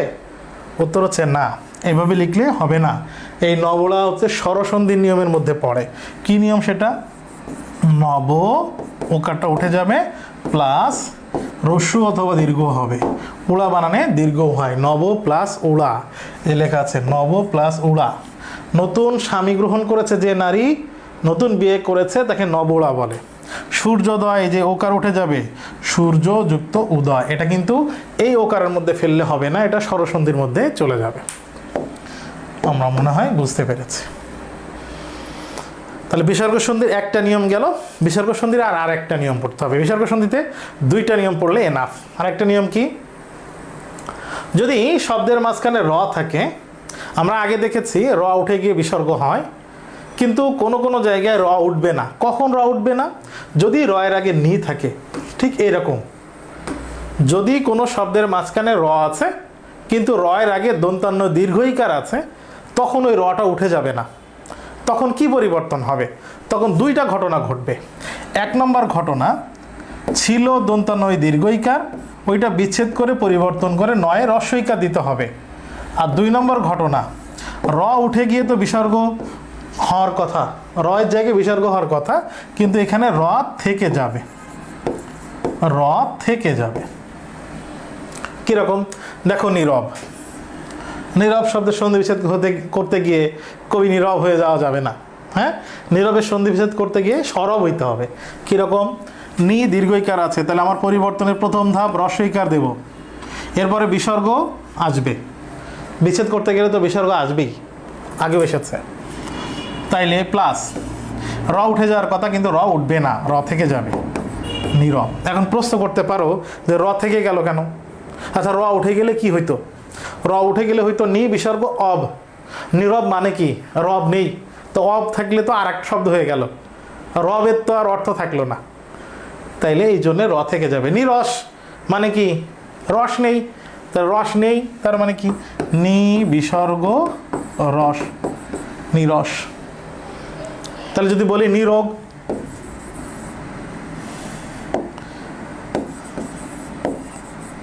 নিরোগ শব্দের সন্ধি বিচ্ছেদ কি? নিরোগ শব্দের সন্ধি বিচ্ছেদ কি? এই নয় রস্বইকার হয়ে যাবে, নি বিসর্গ প্লাস র থেকে যাবে, তাহলে হবে কি? নি বিসর্গ রোগ, নিরোগ। আমার মনে হয় এটা বুঝতে পেরেছি। এখানেও নিপাত নিষিদ্ধ বিসর্গ সন্ধি আছে কিছু, আরও উদাহরণ আছে এখানে যেগুলো দিয়েছি, শব্দগুলো মুখস্থ করতে হবে। এইটা খুবই ইম্পর্টেন্ট, এই 2টা, এটা একটু মনে রাখো। অহ বিসর্গ নিশা, অহ বিসর্গ নিশা, বিচ্ছেদ করলে নিশা, যে শব্দতে অহর নিশ। অহরহ বিসর্গ জায়গায় র, আমরা জানি, যদিও অহরহ কিন্তু নিয়ম মেনেছে, অহরহ কিন্তু নিয়ম মেনেছে। কীরকম? এই যে র এর জায়গায় বিসর্গ আগে দিলাম অহ, প্লাস এ র উঠে গিয়ে অ থাকলো আর অহ। অহরহ যদিও নিয়ম মানে, তারপরও এটা নিপাত নিষিদ্ধর মধ্যে লেখা, এই জন্য আমরা একটু মুখস্থ করব। তাহলে সন্ধি বিচ্ছেদটাও শিখবো এবং নিপাত নিষিদ্ধর মধ্যে যে লেখা এটা মুখস্থ করব। এখন আমরা সন্ধির কিছু বিগত বছরের প্রশ্ন, কিছু নমুনা প্রশ্ন সলভ করি। প্রথম দেখি কোনটি স্বরসন্ধির উদাহরণ। তার মানে প্লাসের আগেও স্বরধ্বনি থাকবে, প্লাসের পরেও স্বরধ্বনি থাকবে। নিজন্ত আমরা জানি এটা ব্যঞ্জন সন্ধি, অহরহ এটা হচ্ছে বিসর্গ সন্ধি, বিদ্যালয়, এই যে বিদ্যা যুক্ত আলয়, 2 পাশে আ আছে, দুশ্চিন্তার বিসর্গ আছে, এটা দুশ্চিন্তা করার কিছু নেই, উত্তর হবে বিদ্যা যুক্ত আলয়, বিদ্যালয়। নিয়ম অনুসারে কোনটি সন্ধি বিচ্ছেদ করা যায় না, নিয়ম হয় না। এরকম গবাক্ষ আমরা জানি গো যুক্ত অক্ষ হওয়ার কথা, গো যুক্ত অক্ষ, কিন্তু এখানে আছে গবাক্ষ আকার, তাহলে তো নিয়ম মানে নাই, এটাই হচ্ছে উত্তর। পরীক্ষার নিয়ম আছে, এটা উত্তর হচ্ছে না। সঙ্গীতের সম যুক্ত গীত, এটারও নিয়ম আছে, হচ্ছে না। উমেশ, ওম যুক্ত ইস, ওম যুক্ত ইস, এটাও নিয়ম মানে, কিন্তু গবাক্ষ নিয়ম মানে না, এটাও। লবণ শব্দের সন্ধি বিচ্ছেদ কি? লবণ, লবণে আছে কি? অব, তাহলে কি হবে? লো যুক্ত অন, লবণ, এখানে দেওয়া আছে। বুৎপত্তি, ওই যে জহলা নিয়ম, তার সাথে বয়সের জহল আছে, তাহলে বয়সের সাথে কি হবে? বি প্লাস, এর সাথে রসুকার আছে, তাহলে হবে কি? উৎপত্তি। এটা কোথায় লেখা আছে? বি যুক্ত উৎপত্তি, এটাই হচ্ছে উত্তর। সংসার, মাঝখানে অনুসার আছে, তাহলে হবে কি? সংযুক্ত সার, সংসার, সংযুক্ত সার, সংসার। নিরোগ, দেখিয়েছি, নিরোগ, তাহলে কি হবে? নি বিসর্গ রোগ, নিরোগ। কৃষ্টি আছে এরকম, কৃষ্টি, তাহলে হবে কি? কৃষ্টি। এখন আমরা দেখি রোকেয়া শাকত হোসেন, এর লেখক পরিচিতি বোর্ড বইয়ে যা আছে এখানে তুলে ধরা হয়েছে। তোমাদেরকে বলেছি যে জাহাঙ্গীরনগর বিশ্ববিদ্যালয় এবং চট্টগ্রাম বিশ্ববিদ্যালয়ের জন্য লেখক পরিচিতি বা কবি পরিচিতি গুরুত্বপূর্ণ। ঢাবিতে যদিও লেখক পরিচিতি বা কবি পরিচিতি থেকে প্রশ্ন হয় না, তবে জাহাঙ্গীরনগরে একাধিক প্রশ্ন হয়। তো রোকেয়া শাকত হোসেন আমাদেরকে পড়তে হবে তার জন্মসাল, জন্ম তারিখ এবং মৃত্যু তারিখ, কারণ তার জন্ম এবং মৃত্যু তারিখ একই। রোকেয়ার বৈবাহিক জীবন কি, তার পিতার নাম কি, প্রকৃত নাম কি ছিল, এটা একটু কম ইম্পর্টেন্ট। রোকেয়া খুব রক্ষণশীল পরিবারে জন্মগ্রহণ করেছেন। বড় ভাই বোনের সহচর্যে এসে, তাদের সাথে এসে উনি বাংলা ইংরেজি পড়া শিখেছেন। রোকেয়া যে সময় জন্মেছিলেন সে সময় মেয়েদের লেখাপড়া বলতে কোরআন পড়তে পারলেই এনাফ, এরকমই ছিল। কিন্তু উনি কষ্ট করে বড় ভাই বোনের সাহায্যে, এরপরে স্বামীর সাহায্যে উনি লেখক হিসেবে আত্মপ্রকাশ করেছেন। এইটার অনেক বেশ কিছু উদাহরণ আছে। সব থেকে ইম্পর্টেন্ট হচ্ছে এই যে সুলতানার স্বপ্ন আর পদ্মরাগ, এই দুইটা হচ্ছে রোকেয়া উপন্যাস। আর মতিচুর প্রথম ও দ্বিতীয় খণ্ড, 2 খণ্ডে লেখা, আর অবরোধবাসিনী, এই দুইটা তার গদ্য গ্রন্থ। তার মানে এটা গদ্য প্রবন্ধ আর কি, এই দুইটা। এখানে কিছু ইম্পর্টেন্ট আছে, কথা আছে। বিরূপ সমালোচনা, নানাবিধ প্রতিবন্ধকতার মুখেও তিনি কখনো নারী শিক্ষার লক্ষ্য থেকে সরে যাননি। পর্দবতা ও শিক্ষা এবং মুসলমান মেয়েদের শিক্ষার আলোকিত করার জন্য উনি বাড়িতে বাড়িতে গিয়ে মেয়েদেরকে স্কুলে নিয়ে আসার কাজ করতেন। রোকেয়া শাকত হোসেন মৃত্যুবরণ করেছেন 9 ডিসেম্বর। রোকেয়া শাকত হোসেন থেকে বিগত বছরের কিছু প্রশ্ন আমরা একটু সলভ করি। রোকেয়া শাকত হোসেন রচিত উপন্যাস কোনটি?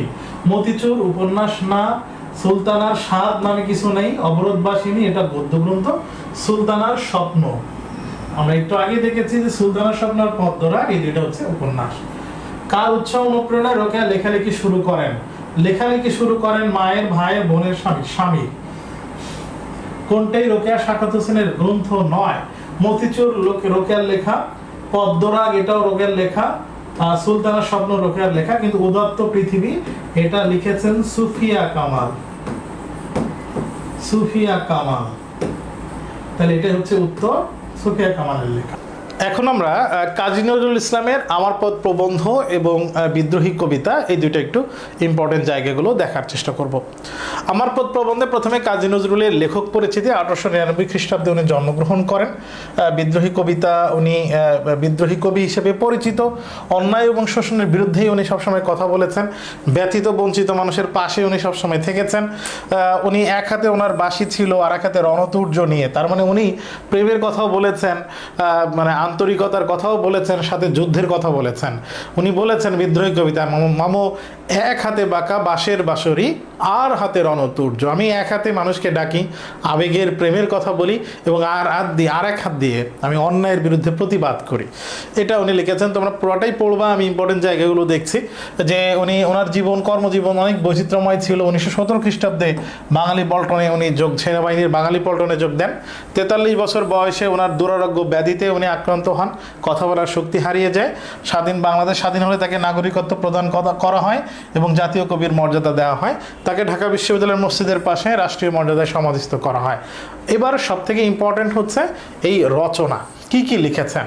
তার রচিত উপন্যাসের মধ্যে আছে বাদনহারা, মৃত্যু ক্ষুধা হবে এখানে, মৃত্যু ক্ষুধা, কোহেলিকা। গল্প গ্রন্থের মধ্যে আছে ব্যথার দান, কুহেলিকা, মৃত্যু খোদায় বাঁধন হারা হইল, এটা হলো উপন্যাস। ব্যথার দান, রিক্তের বেদন, শিউলি মালা, এগুলো হচ্ছে গল্পের বই। আর যুগবাণী, দুর্দিনের যাত্রী, রুদ্রমঙ্গল, রাজবন্দির জবানবন্দি, এগুলো হচ্ছে তার প্রবন্ধ গ্রন্থ। 1976 খ্রিস্টাব্দে কবি নজরুল মারা গিয়েছেন। আমরা এখন দেখি কিছু প্রশ্ন। নজরুলের আবির্ভাব হয়েছিল কেমন? বাঁশি এবং রণতুর্য দিয়ে। কোনটি নজরুল রচিত উপন্যাস নয়? কুহেলিকা, মৃত্যু ক্ষুদায়, বাঁধন হারা হইল, এই তিনটা উপন্যাস। কিন্তু শিউলিমালা এটা হচ্ছে গল্প গ্রন্থ, এই জন্য এটা হচ্ছে উত্তর। নজরুলের আমরপদ প্রবন্ধের পাঠ পরিচিতি হিসাব করলে আমরা পাঠ পরিচিতিতে দেখতে পাই নজরুলের প্রবন্ধ গ্রন্থ রুদ্রমঙ্গল থেকে এই আমরপদ প্রবন্ধটি নেওয়া হয়েছে। এখানে নজরুল এক আমির আবাহন করেছেন, উনি এক আমির বন্দনা করেছেন, প্রশংসা করেছেন। যে আমির, যে সত্তার বৈশিষ্ট্য কি? যে সত্তা সত্য পথের পথ, যার পথ হচ্ছে সত্যের পথ, সেই অস্তিত্বের, যে সত্য প্রকাশে নির্ভীক, কোনো ভয় করবে না, অসংকোচ, কখনো শঙ্কা করবে না।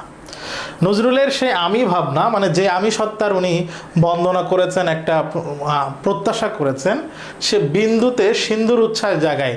ছোট্ট একটা জিনিস থেকে বিশাল বড় কিছু, সিন্ধু মানে সমুদ্রের উচ্ছ্বাস, সাগরের উদ্যমতা জাগাইতে পারে ছোট্ট একটা বিন্দু থেকে। নজরুল প্রতিটি মানুষকে এই পূর্ণ এক আমির সীমায় ব্যক্ত করার প্রত্যাশা করেছেন। প্রত্যেকটা মানুষ ছোট ছোট আমি হয়ে একসাথে পূর্ণ সীমায় ব্যক্ত করতে চেয়েছেন। একই সঙ্গে এক মানুষের সঙ্গে আরেক মানুষের এই আমি থেকে উনি আমরা হয়ে ওঠার প্রত্যাশা করেছেন। নজরুল এই যে জীবন বেছে নিয়েছেন, উনি নিজেই এটা বেছে নিয়েছেন, এই কারণে এটাকে বলা হয়েছে স্বনির্ধারিত এই জীবন সংকল্প। তার মতে উনি মনে করেছেন আমার মতো করে আর যারা চিন্তা করতে পারে, আর যারা ভাবে, এই সবার কাছে উনি এটা ছড়িয়ে দিতে চান। এই সত্যের উপলব্ধি কবির প্রাণ প্রাচুর্যের উৎসবিন্দু। কবিতার জীবনের যে জীবিকা শক্তি, জীবনের যে চালিকা শক্তি, যেটা গ্রহণ করেন কোত্থেকে? কবির ভিতরে এই আমি সত্তার এই উদ্ভাবনটা, এই শক্তিটা, শক্তিমত্তা, কবির এই প্রাণ যে খুঁজে পান, প্রাণের যে প্রাচুর্য আমরা দেখতে পাই, এটা কোথা থেকে আসছে? এটা হচ্ছে সেই সত্যের উপলব্ধি, যেটা উনি বুঝতে পেরেছেন। এটাই হচ্ছে ওইটার প্রাণ, তার প্রাণের সকল উৎস হচ্ছে তার ভিতরে যে সত্যের উপলব্ধি আছে সেটা।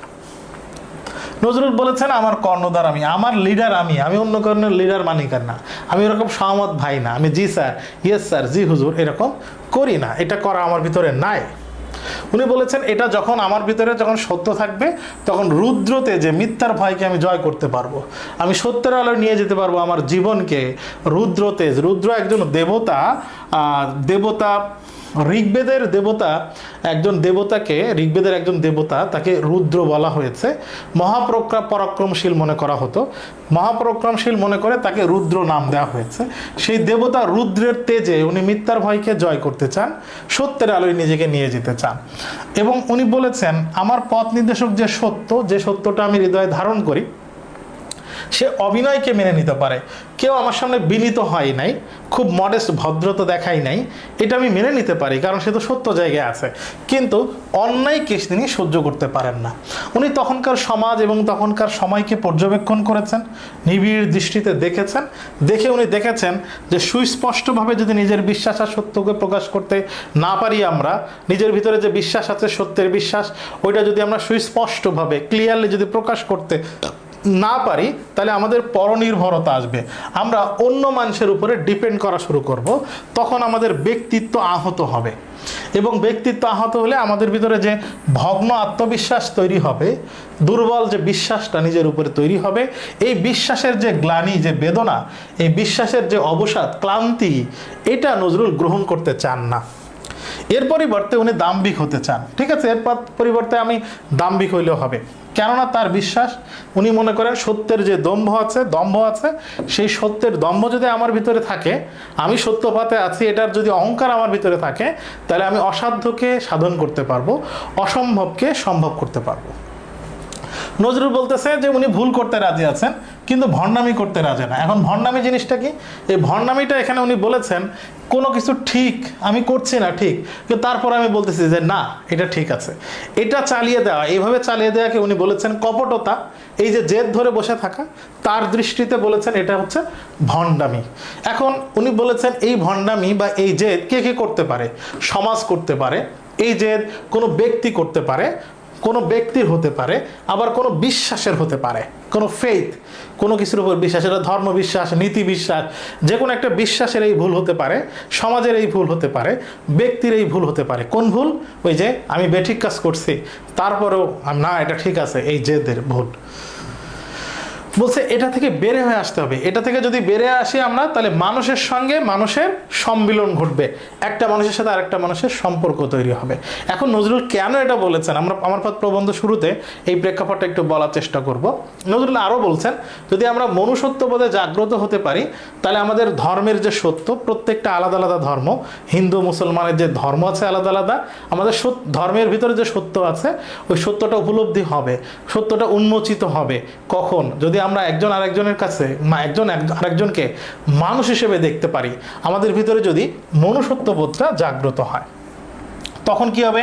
এক ধর্মের সাথে আর এক ধর্মের একটা বিরোধ আছে, এই হিন্দু মুসলমানের সাথে গ্যাঞ্জাম, এটা থাকবে না। তখন গোটা মানব সমাজ ঐক্যবদ্ধ করা সম্ভব হবে। এবং মনে রাখতে হবে, ঐক্যের মূল শক্তি, তুমি যদি একতা হতে চাও, একতা প্রতিষ্ঠিত করতে চাও, এক হতে চাও, তাহলে ঐক্যের মূল শক্তি কি? ঐক্যের মূল শক্তি সম্প্রীতি। বিগত বছরের প্রশ্ন এটা আসছে, ঐক্যের মূল শক্তি সম্প্রীতি, এটা কে বলেছেন? কাজী নজরুলের কথা। এখন আমার পথ প্রবন্ধের মূল কথায় আমরা যাব, তার আগে কয়েকটা প্রশ্ন একটু সলভ করি। নজরুলের প্রাণ প্রাচুর্যের উৎসবিন্দু কোনটি? সত্য, প্রেম, ভালোবাসা, সত্য উপলব্ধি। দেখো, প্রাণ প্রাচুর্যের উৎসবিন্দু কোনটা?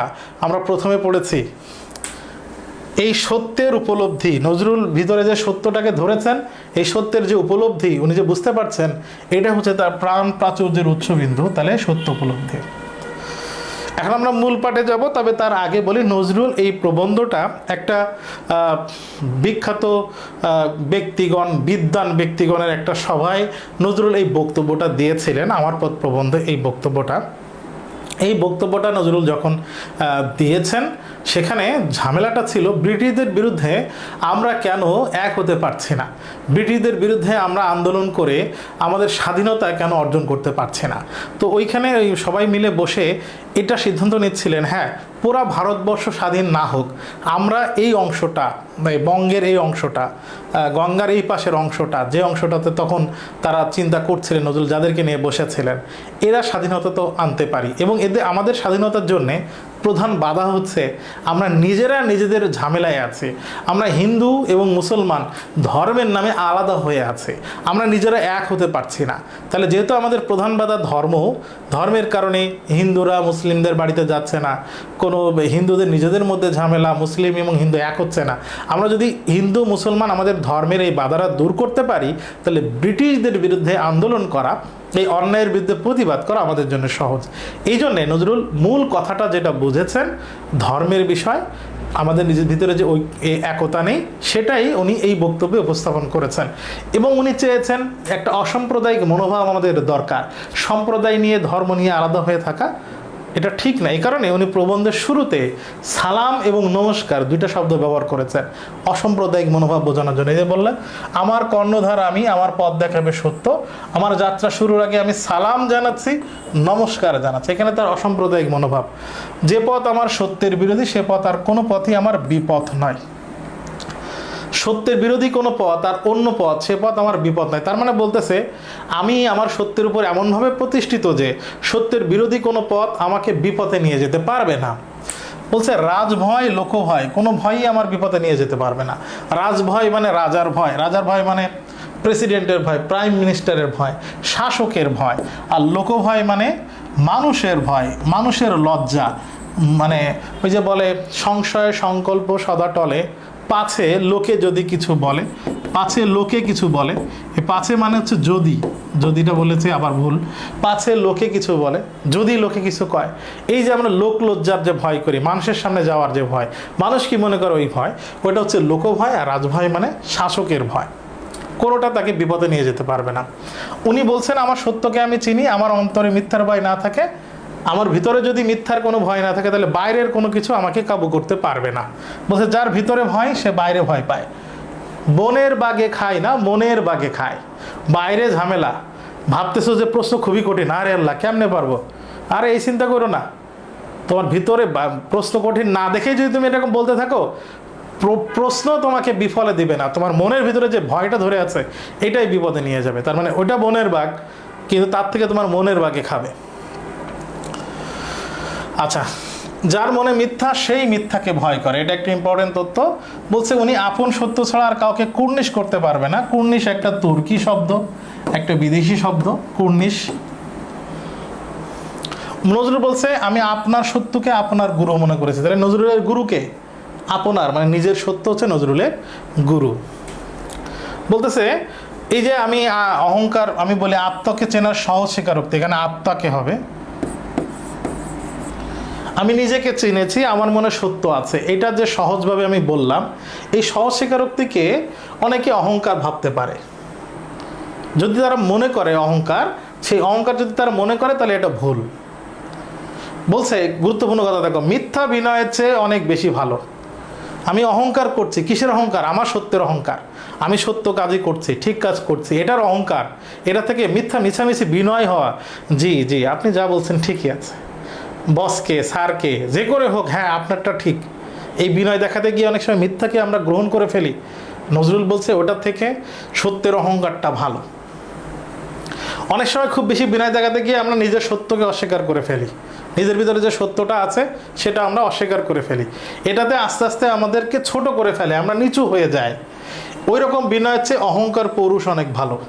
মিথ্যা বিনয়ের চেয়ে অহংকারের পৌরুষ, এখানে পৌরুষ মানে কিন্তু পুরুষত্ব না, এখানে পৌরুষ মানে শক্তি, অহংকারের যে শক্তি তেজ সেটা অনেক ভালো। নজরুল বলছে আমি অভিশাপ রথের সারথির মতো স্পষ্ট কথা বলতে চাই। অনেকে অভিশাপ রথের সারথি কি? অভিশাপ আমরা বুঝি রথ মানে রথের যাত্রা, রথ হচ্ছে বাহন, আর সারথি মানে রথ যিনি চালান, রথ চালক।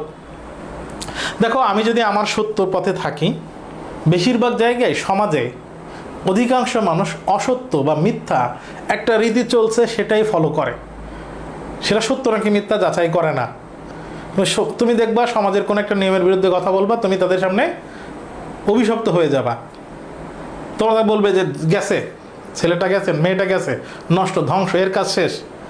এই যে অভিশপ্ত তুমি হয়ে গেলা। নজরুল বলছে আমি স্পষ্ট কথা বলবো, সত্য কথা বলবো, মানুষ অভিশাপ দিলে দিক, সেই অভিশাপের রথ যে বাহন ওইটাকে আমি চালিয়ে নিয়ে যাব, আমি অভিশাপ রথের সারথি হব, রথ চালক হব। দেখো স্পষ্ট কথা বলার মধ্যে কি আছে? একটা অভিনয় আছে। অনেক সময় স্পষ্ট কথা বলাটা খুব নরম করে বলা যায় না, ওর ভিতরে একটা অভিনয়, মানে বিনীত না এরকম ভাব থাকতে পারে, কিন্তু অনেকে সেটা যদি কষ্ট পায় সেটা দুর্বলতা। নজরুল বলছে নিজেকে চিনলে, নিজের সত্যকে নিজের কর্ণধার মনে জানলে নিজের শক্তির উপরে অটুট বিশ্বাস আসে। আমি যদি নিজেকে চিনি, আমার সত্যের উপরে যদি আমি প্রতিষ্ঠিত থাকি, তাহলে আমার আত্মবিশ্বাস হবে অনেক বেশি, এই অটুট বিশ্বাস হবে। এই বিশ্বাসকে টুটাতে পারবে না কেউ, ভাঙতে পারবে না। এই স্বাবলম্বন, স্বাবলম্বন মানে স্ব অবলম্বন, নিজের উপর অবলম্বন করা, এটা আমাদেরকে শেখাইছে কে? অটুট বিশ্বাসটা মহাত্মা গান্ধী শেখাচ্ছিলেন। মহাত্মা গান্ধী শিখছিলেন, মানে মহাত্মা গান্ধী ব্রিটিশদের বিরুদ্ধে আন্দোলনের কথা বলেছেন, আমাদেরকে নিজের পায়ে দাঁড়ানোর কথা বলেছেন, বিরোধিতা করার কথা বলেছেন। কিন্তু আমরা কি করছিলাম? আমরা ভাবছিলাম যে আমাদের তো একজন নেতা পাইছি, ঠিক আছে যা করার নেতা করবে, আমাদের দরকার নেই। মহাত্মা গান্ধী আমাদেরকে স্বাবলম্বন শেখাচ্ছিলেন, আর আমরা শিখলাম কি? পরাবলম্বন। ওই মহাত্মা গান্ধীর উপরে অবলম্বন করলাম, তখন আমাদের কি হয়ে গেল? আমরা নিষ্ক্রিয় হয়ে গেলাম, আমরা নিষ্ক্রিয় হয়ে পড়লাম। এই নিষ্ক্রিয় হচ্ছে সবচেয়ে বড় দাসত্ব। তার মানে পরাবলম্বন, আমরা যে নিষ্ক্রিয় হয়ে গেলাম, এই পরাবলম্বন হচ্ছে সবচেয়ে বড় দাসত্ব, আমরা দাসের মতো হয়ে গেলাম। এই দাসত্ব থাকলে গোলামের একটা ভাব থাকবে। দেখো তারপর বলছে আত্মাকে চেনা, নিজের সত্যকে বড় মনে করা দম্ভ আর যাই হোক ভণ্ডামি নয়। অনেকে ভাবে আমি নিজেকে চিনছি, সত্যের উপরে আছি, এই যে অহংকার আমার আছে, এই অহংকার মানে নেগেটিভ অহংকার না, অনেকে এটা ভণ্ডামি ভাবতে পারে, এটা ভণ্ডামি না। তোমার দম্ভ শির উঁচু করে পুরুষ মনে করা, এটা ডোন্ট কেয়ার ভাবানা উচিত, নিজের ভিতরে থাকা উচিত। এই যাদের ভিতরে এটা থাকবে তারাই অসাধ্য সাধন করতে পারবে। যার ভিত্তি পচে গেছে, বলছে সমাজের কথা বলেছে, তৎকালীন সমাজ, যে সমাজের ভিত্তি মানে বেস যার উপরে প্রতিষ্ঠিত, যেটা পচে গেছে একদম উপড়ে ফেলে নতুন করে ভিত্তি গাঁথতে হবে। দেখো একটা ভঙ্গুর জিনিসের উপরে নতুন করে ইমারত, বিল্ডিং, দালান বানালে ওইটা তো নষ্ট হয়ে যাবে। তাই বলছে সমাজ থেকে এই অনুষঙ্গগুলা, এই যে বিভেদের কথা আছে, যেটা আমরা নিজেরা ভণ্ডামি ভাবছি, এগুলা সব তুলে ফেলতে হবে, মূল উপড়ে ফেলে নতুন করে ইমারত বাঁধতে হবে। তাইলে না হলে পড়ে যাবে। দেশের শত্রু, দেশের যা কিছু মিথ্যা, ভণ্ডামি, মেকি, মেকি মানে হচ্ছে কৃত্রিম বা মিথ্যা, তা সব দূর করতে প্রয়োজন আগুনের সম্বর্জনা। সম্বর্জনা মানে ঝাড়ু, আগুনের সম্বর্জনা মানে যা ধুয়ে মুছে সব পরিষ্কার করে ফেলবে, যা কিছু ভণ্ডামি আছে সব। নজরুল বলছে আমার এমন কোনো গুরু নেই, নেতা নেই যে আমি ওই গুরুর কথা মানতে গিয়ে আমার ভিতরে সত্য, এই সত্যকে আমি সত্যকে বাদ দিয়ে মিথ্যা বা ভণ্ডামিকে প্রশ্রয় দেব। নজরুল বলছে আমি এই দাসত্ব থেকে একদম মুক্ত। আমি কোনো বাণীকে বেদ বাক্য মনে করি না। আমি এমন ভাবি না যে এই কেউ একজন বলছে এই কথাটা বেদের মতো মানে অবশ্যই সত্য হবে, আমি এটা মনে করি না। বুঝেও না বুঝার মতো 5 জন মানুষের ভণ্ডামি করে দেখো একটা জিনিস বুঝিনি, হ্যাঁ হ্যাঁ ঠিক আছে ঠিক আছে ঠিক বলেছেন, বুঝি নাই, তারপরে এরকম 5 জন লোক যে এরকম বলে, এই ভণ্ডামি করার মধ্যে নজরুল নাই। এইটা করে উনি শ্রদ্ধা আর প্রশংসা পাওয়ার কথা চিন্তা কখনো করেন না। নজরুল বলছেন ভুলের মধ্য দিয়ে সত্যকে পাওয়া যায়। তুমি ভুল করলে আস্তে আস্তে তুমি সত্য পাবা। ভুল করেছি বুঝতে পারলে উনি স্বীকার করে নেবেন। অনেকে কি করে, ভুল করছে তারপরে জেদ ধরে বসে থাকে, না এই গো বজায় রাখা, এটা বলছে এটা আমি করব না, এটা হচ্ছে ভণ্ডামি। বলতেছে যে আমার ভিতরে যে সত্যের আগুন আছে, মিথ্যার জল কখনো সেই আগুনকে নেভাতে পারবে না। সবথেকে গুরুত্বপূর্ণ কথা হচ্ছে লাস্ট প্যারায়, মানুষ ধর্ম সবচেয়ে বড় ধর্ম। আমি একজন আরেকজনকে মানুষ হিসেবে দেখছি, শ্রদ্ধা করছি, সে কোন ধর্মের এটা না, মানুষ হিসেবে শ্রদ্ধা করছি, এটাই হচ্ছে সব থেকে বড় ধর্ম।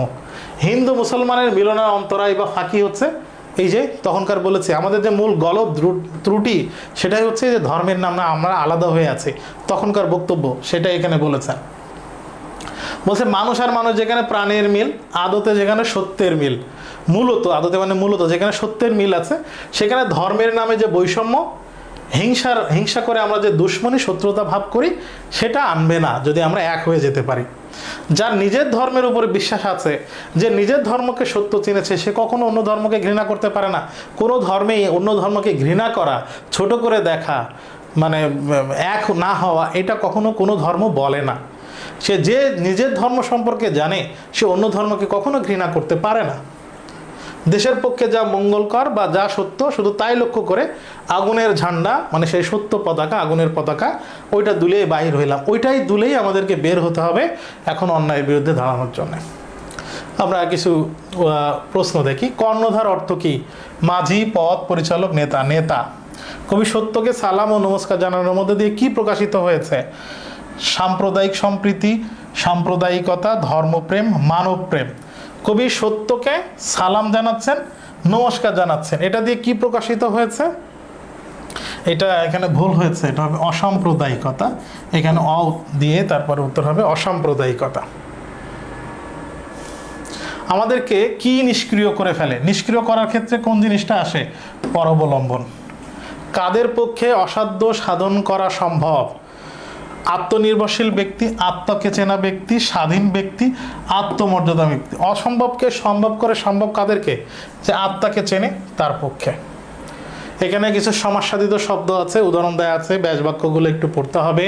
কিছু বিশুদ্ধ বানান আছে, বানানগুলো লিখে প্র্যাকটিস করবা, অবশ্যই বানানগুলো লিখে প্র্যাকটিস করবা, উচ্চারণগুলো লিখে প্র্যাকটিস করবা। এই উচ্চারণগুলো খুবই ইম্পর্টেন্ট, এই উচ্চারণগুলো লিখে প্র্যাকটিস করবে, এটা খুবই ইম্পর্টেন্ট।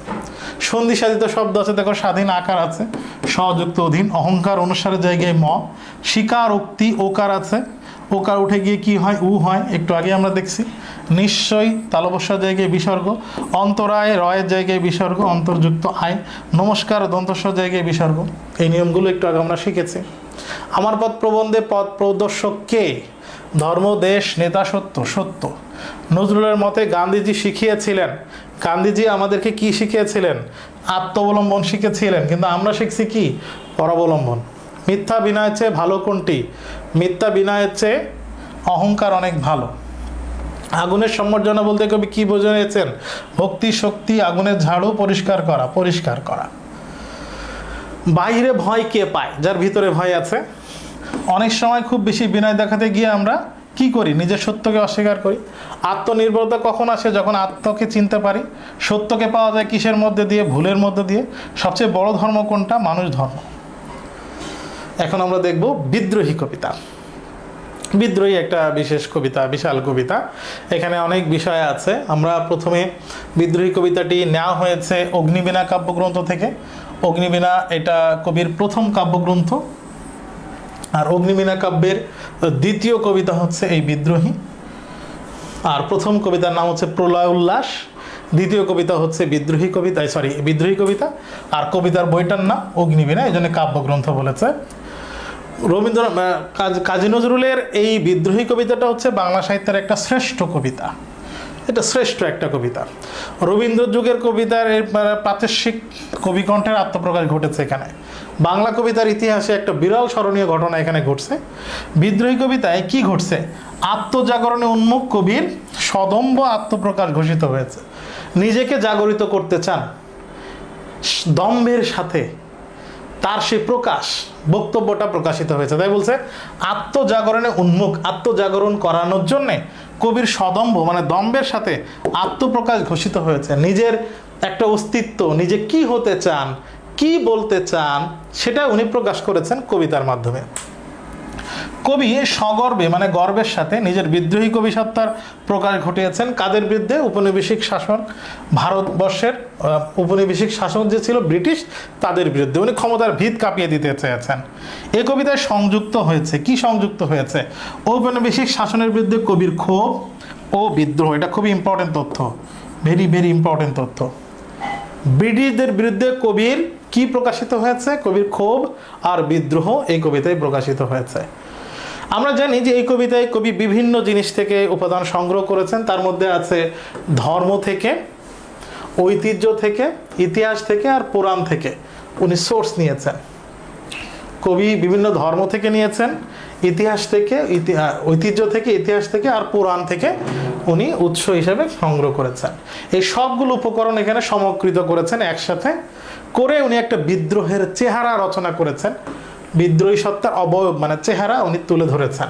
কবিতার শেষে ধ্বনিত হয়, এই কবিতার শেষে কি ধ্বনিত হয়? অত্যাচারের অবসান কাম্য। কবি কবিতার শেষে অত্যাচারীর এই অত্যাচার যেন শেষ হয়, এটা উনি কামনা করেছেন। কবি কণ্ঠ ঘোষণায় জানিয়ে দিয়েছেন, যতদিন এই উৎপীড়িত মানে যারা নির্যাতিত হচ্ছে, যাদের কান্নাকাটি যতদিন পর্যন্ত না থামে, প্রশমিত না হয়, ততদিন উনি এই বিদ্রোহী কবিসত্তা অস্তিত্ব থেকে রেখে যেতে চান। এই চির বিদ্রোহী অব্রভেদী চির উন্নত শিররূপে বিরাজ করবে। আকাশকে ভেদ করে সব থেকে উঁচু শির, সব থেকে উঁচু মাথা হিসাবে এটা বিরাজ করবে। বিদ্রোহী কবিতা কোন পত্রিকায় প্রকাশিত হয়? সাপ্তাহিক বিজলি পত্রিকায় প্রকাশিত হয়। বিদ্রোহী কবিতায় ঘোষিত হয়েছে সদম্ভ আত্মপ্রকাশ কবির। বিদ্রোহী কবিতার শেষাংশে প্রকাশিত হয়েছে অন্যায়ের অবসান উনি কামনা করেছেন। এবার আমরা একটু বিদ্রোহী কবিতাটা দেখি। বিদ্রোহী কবিতা বিশাল বড়। তোমরা বিদ্রোহী কবিতা পড়ার সময় হোমওয়ার্ক নাম্বার 4 তোমাদের, সেটা হচ্ছে শব্দার্থ। বিদ্রোহী কবিতার শব্দার্থ খুব ভালো করে পড়বা। বিদ্রোহী কবিতার অনেক বিস্তারিত ব্যাখ্যা আছেন, কিন্তু তোমাদের কাজ হচ্ছে শব্দার্থ ভালো করে পড়া, কবিতাটা লাইন বাই লাইন শব্দার্থটা পড়া। বলো বীর, বলো উন্নত মম। মম মানে আমার শির। কবি বলেছেন, বীর তুমি নিজে নিজে বলো যে তোমার শির সব থেকে উন্নত। শির নিহারিত মানে তোমার শির দেখে আমারই নত শির ওই শিখর হিমাদ্রি। তুমি বলো বীর, এমন একটা বীর সত্তার মানে উনি আহ্বান করছেন যে বীর সত্তার উন্নত মাথা দেখে পৃথিবীর সব থেকে উঁচু শির, উঁচু পাহাড়, হিমালয়, সেও মাথা নত করবে। এত উন্নত মাথা। আমি চিরদুর্দম, চিরকালের জন্য আমি দুর্দম, আমাকে দমন করতে পারবে না। দুর্বিনীত, আমাকে বিনীত করা যাবে না। নৃশংস, আমি নিষ্ঠুর। আমি মহাপ্রলয়ের নটরাজ, দেবতা শিবের মতো। আমি সাইক্লোন, আমি ধ্বংস। আমি মহাভয়, আমি অভিশাপ পৃথ্বীর, আমি দুর্বার। আমি ভয়, শুধু ভয় না, আমি মহাভয় এই পৃথ্বীর জন্য, পৃথিবীর জন্যে। আমি দুর্বার, আমি ভেঙে করি সব চুরমার। এখানে কবি সব ভেঙে চুরে চুরমার করবে মানে কিন্তু এরকম না যে সব কিছু যা আছে সব কিছু ভেঙে ফেলবে। উনি অন্যায়ের যে শৃঙ্খল, যে নিয়মকানুন আছে ব্রিটিশদের, সেই নিয়মকানুন শৃঙ্খল উনি ভাঙতে চেয়েছেন। এই কবিতায় দেখো এখানে মুসলিম পুরাণের ব্যবহার করা হয়েছে, ধর্ম থেকে, হিন্দু থেকে। গ্রিক পুরাণ কেন? বেশিরভাগ হিন্দু পুরাণের শব্দ ব্যবহার করেছেন, কারণ তৎকালীন সমাজে হিন্দুদের আধিক্য ছিল বেশি। তো উনি ওনার আশেপাশে পরিবেশ, উনিও সারাউন্ডিংস পরিবেশ, হিন্দু পরিবার বা সমাজের মধ্যেই বসবাস করতেন। তো উনি দেখেছেন আমি যাদেরকে বলবো, যাদেরকে মানে উদ্ভাসিত করব, তাদের যে ভাষা তারা কথা বলে, তারা যে শব্দ বেশি বোঝে, হিন্দু ধর্মের ভাষা, আমি সেগুলো যদি বলি তাহলে বেশি উদ্ভাসিত করা সম্ভব।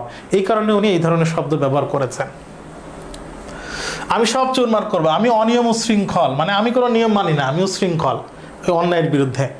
আমি দলে যাই, মানে পায়ে মারিয়ে যায় যত বন্ধন নিয়ম কানুন শৃঙ্খল, সব নিয়ম কানুন শৃঙ্খল আমি মারিয়ে যাই। আমি মানি না কোনো আইন, আমি কোনো আইন মানবো না।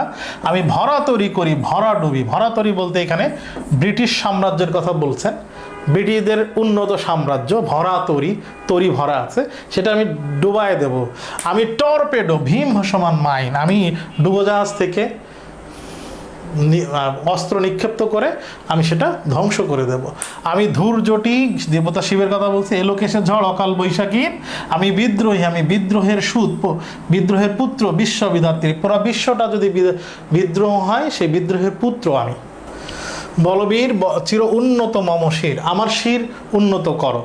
মানে বীর নিজে নিজে বলবে যে আমি নিজে মনে করবে যে আমি সবসময় উন্নত, আমার শির, আমার মাথা।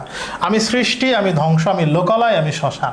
আমি সৃষ্টি করি, আমি ধ্বংস করি, মানে আমি ধ্বংস করে অন্যায়ের শৃঙ্খলা, অন্যায়ের অনিয়মকে আমি ধ্বংস করে, ওই সাম্রাজ্যকে ধ্বংস করে সেখানে নতুন কিছু সৃষ্টি করব। আমি লোকালয়, আমি শ্মশান। আমি লোকালয় সব ধ্বংস করে আর সেখানে শ্মশান বিরানভূমি করব। বিরানভূমিতে আমি আবার নতুন করে মানুষের সহজে মানুষ বাস করতে পারে সেরকম জায়গা তৈরি করব। আমি অবসান, আমি নিশবসান, মানে আমি অবসান, আমি শেষ করে দেব। রাত শেষ হলে নতুন যেটা হবে সেটাই আমি শেষে হিসাবে আমি আবির্ভূত হবে। আমি ইন্দ্রাণী সুত, ইন্দ্রাণীর পুত্র। আমি চাঁদ, ভালো সূর্য, তার এক হাতে চাঁদ, এক হাতে আর কপালে সূর্য ছিল, হাতে চাঁদ আর কপালে সূর্য ছিল। এই লাইনটা ইম্পর্টেন্ট। মম এক হাতে বাঁকা বাঁশের বাঁশরি, আর হাতে রণতুর্য। আমার এক হাতে বাঁশের বাঁশরি, আমি কৃষ্ণ বাঁশি দিয়ে প্রেমিকাকে ডাকতো। এখানে বাঁশের বাঁশরি বলতে বোঝাইছে আমি এক হাত দিয়ে আবেগ, প্রেম, ভালোবাসার কথা বলি, আর এক হাত দিয়ে রণতুর্য, যুদ্ধের অস্ত্র নিয়ে আমি অন্যায়ের বিরুদ্ধে যাই। আমি বেদুইন, আমি চেঙ্গি, সেই বেদুইন চেঙ্গুস ইতিহাস থেকে এই তুলনায় এনে উনি বিদ্রোহের সবচেয়ে আর একটা পূর্ণ রূপ দেখাতে চেয়েছেন। আমি আপনারে ছাড়া করি না কাহরে কুর্নিশ, আমি নিজেকে ছাড়া আর কারো সামনে মাথা নত করি না। আমি বজ্র, আমি ঈশান বিশানে ওঙ্কার ধ্বনি, আমি শিবের সেই ওঙ্কার ধ্বনি। আমি ইসরাফিলের সিঙ্গার মহাহুঙ্কার, ইসরাফিল শেষ দিন, মহাপ্রলয়ের দিন যে হুঙ্কার দিবে, যে শব্দ করবে আর পৃথিবী ধ্বংস হয়ে যাবে, আমি সেরকম। আমি পিনাক পানির ডমরু ত্রিশূল, অস্ত্র। আমি ধর্মরাজের দণ্ড, ধর্মরাজের সব থেকে শাস্তি হচ্ছে প্রাণ দেয়া নেয়া। আমি চক্র মহাশঙ্খ, এক হাতে আমি ধ্বংস করি আর এক হাতে আমি গড়ি। আমি প্রণব নাদ প্রচণ্ড, প্রণব স্বর, এটা সূর্য। আমি ক্ষেপা দুর্বাসা, আমি দুর্বাসার মতো তেজি, বিদ্রোহী। আমি বিশ্বামিত্র শিষ্য, বিশ্বামিত্রের আমি শিষ্য। আমি দাবানল দাহ, দহন করিব বিশ্ব, আমি দাবানল থেকে তৈরি হতে পারি। আমি পুরো বিশ্ব দহন করে মানে দগ্ধ করে দিতে পারি। পুরো বিশ্ব দগ্ধ করে দিবে মানে অন্যায় অবসান ঘটাবে। আমি উন্মন, এখানে এসে একটু শীতল হয়েছেন। আমি উন্মন মন উদাসী প্রতীকের উন্মনা মন। আমি বিধবার বুকে ক্রন্দন শ্বাস, হতাশ, আমি হতাশী যে মানে হতাশার বুকে যে হতাশার যে কান্না, যে বিধবা যার বুকে যে কান্নার যে শ্বাস প্রশ্বাস, আমি সেটা। আমি বঞ্চিত ব্যথা পথবাসী চির গৃহহারা যত পথিকের, গৃহহারা হয়ে, বাড়িহারা হয়ে পথিকের মনের ভিতরে যে কষ্ট, সেই কষ্টের পক্ষে আমি কথা বলি। আমি অবমানিতের মরম বেদনা, যাকে বারবার অপমানিত করা হচ্ছে তার মনের বেদনা আমি বুঝতে পারি। বিষ জ্বালা প্রিয় লাঞ্ছিত বুকে গতি ফের, আমি আবার অপমানিত হয়ে সেই লাঞ্ছিত বুকে আবার গতিশীল হয়ে ফিরে আসি। আমি উত্তর বায়ু মলয় অনিল উদাস পুরবী হাওয়া, এখানে শীতল রূপের কথা বলেছে। আমি পথিক কবির গভীর রাগিনী বেনবিনে গান গায়, একজন পথিক কবি যে রাগিনী দিয়ে খুব সুন্দর করে উদাসীনভাবে গান গেয়ে যাচ্ছে, সেই সুরের মধ্যে আমি আছি। আমি আকুল নিধাগ তিয়াসা, গ্রীষ্মের দুপুরের বুকে আমি তৃষ্ণার্ত যে রূপ, সেটা আমি রৌদ্র রবি, আমি রৌদ্রের তেজের, সূর্যের তেজের সাথে আছি। আমি মরুনির ঝড়, আমি শ্যামলিমা ছায়া ছবি, মরুভূমির বুকে আমি ঝর্ণার মতো, আমি শ্যামলিমা ছায়া ছবি, সবুজ শ্যামল প্রকৃতির মতো। আমি অরফিয়াসের বাঁশরি, অরফিয়াস যে বাঁশির সুরে মৃতকে জাগিয়ে দিতে পারতো, সেই সুরের মতো। আমি মহাসিন্ধু উতলা ঘুম ঘুম, বিশাল সাগরের এই উত্তাল সমুদ্রকে, এই ঢেউকে আমি ঘুম পাড়াতে পারি। ঘুম চুমো দিয়ে কবির নিখিল বিশ্বে নিঝুম, সেই সাগরের উত্তাল সাগরকে আমি নিঝুম করে দিতে পারি, সাগরের উত্তালতা আমি থামিয়ে দিতে পারি। মম বাঁশরীর তানে পাশরি, আমার সুরের শব্দে আমি শ্যামের হাতের বাঁশরি, মানে আমি সুরেলা সুর তৈরি করতে পারি, আমি শ্যামের হাতের বাঁশরির মতো, যে বাঁশির সুরে উতলা হতে পারে মানুষ। আমি রুশে উঠি যবে ছুটি মহাকাশ চাপিয়া, আমি যখন ক্ষেপে উঠি মহাকাশ ছাড়িয়ে যেতে পারি। আমি সপ্ত নরক হাবিয়া দোজক নিভে নেবে যাই কাঁপিয়া, আমি যখন ক্ষেপে উঠি আমার ক্ষেপা দেখে দোজক নরক তারা বারবার নিভে নিভে কেঁপে ওঠে, সেটা ভয় পায়। আমি বিদ্রোহী বাই নিখিল অখিল ব্যাপী, আমি আমার বিদ্রোহকে পুরা বিশ্বে ব্যাপী ছড়িয়ে দিতে পারি। আমি পরশুরামের কঠোর কোটার, পরশুরামের অস্ত্র আমি নিক্ষত্রিয় করিবে বিশ্ব, সে পরশুরাম নিক্ষত্রিয় মানে 21 বার নিক্ষত্রিয় নিধন করছিল।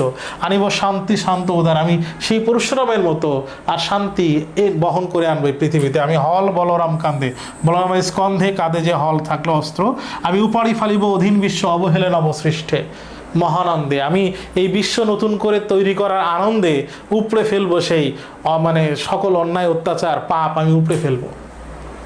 মহাবিদ্রোহীর অনুক্লান্ত আমি, মহাবিদ্রোহী আমি রণযুদ্ধ করে ক্লান্ত হয়ে আমি সেই দিন হব শান্ত, আমি যুদ্ধ করে ক্লান্ত হয়ে শান্ত হব সেই দিন। যবে উৎপীড়িত, যবে মানে যেদিন উৎপীড়িতের ক্রন্দনরোল, যাদেরকে নির্যাতন করা হচ্ছে তাদের কান্নাকাটি যেদিন আকাশে বাতাসে ধ্বনিবে না, আর আমি দেখতে পাবো না অত্যাচারীর খড়গ কৃপান, অত্যাচারীর এই যে অস্ত্র ভীম রণভূমে রণিবে না, যুদ্ধক্ষেত্রে আর আমি দেখতে পাবো না বিদ্রোহীর অনুক্লান্ত। আমি বিদ্রোহী যুদ্ধ করে সেদিন ক্লান্ত হব, আমি সেদিন শান্ত হব।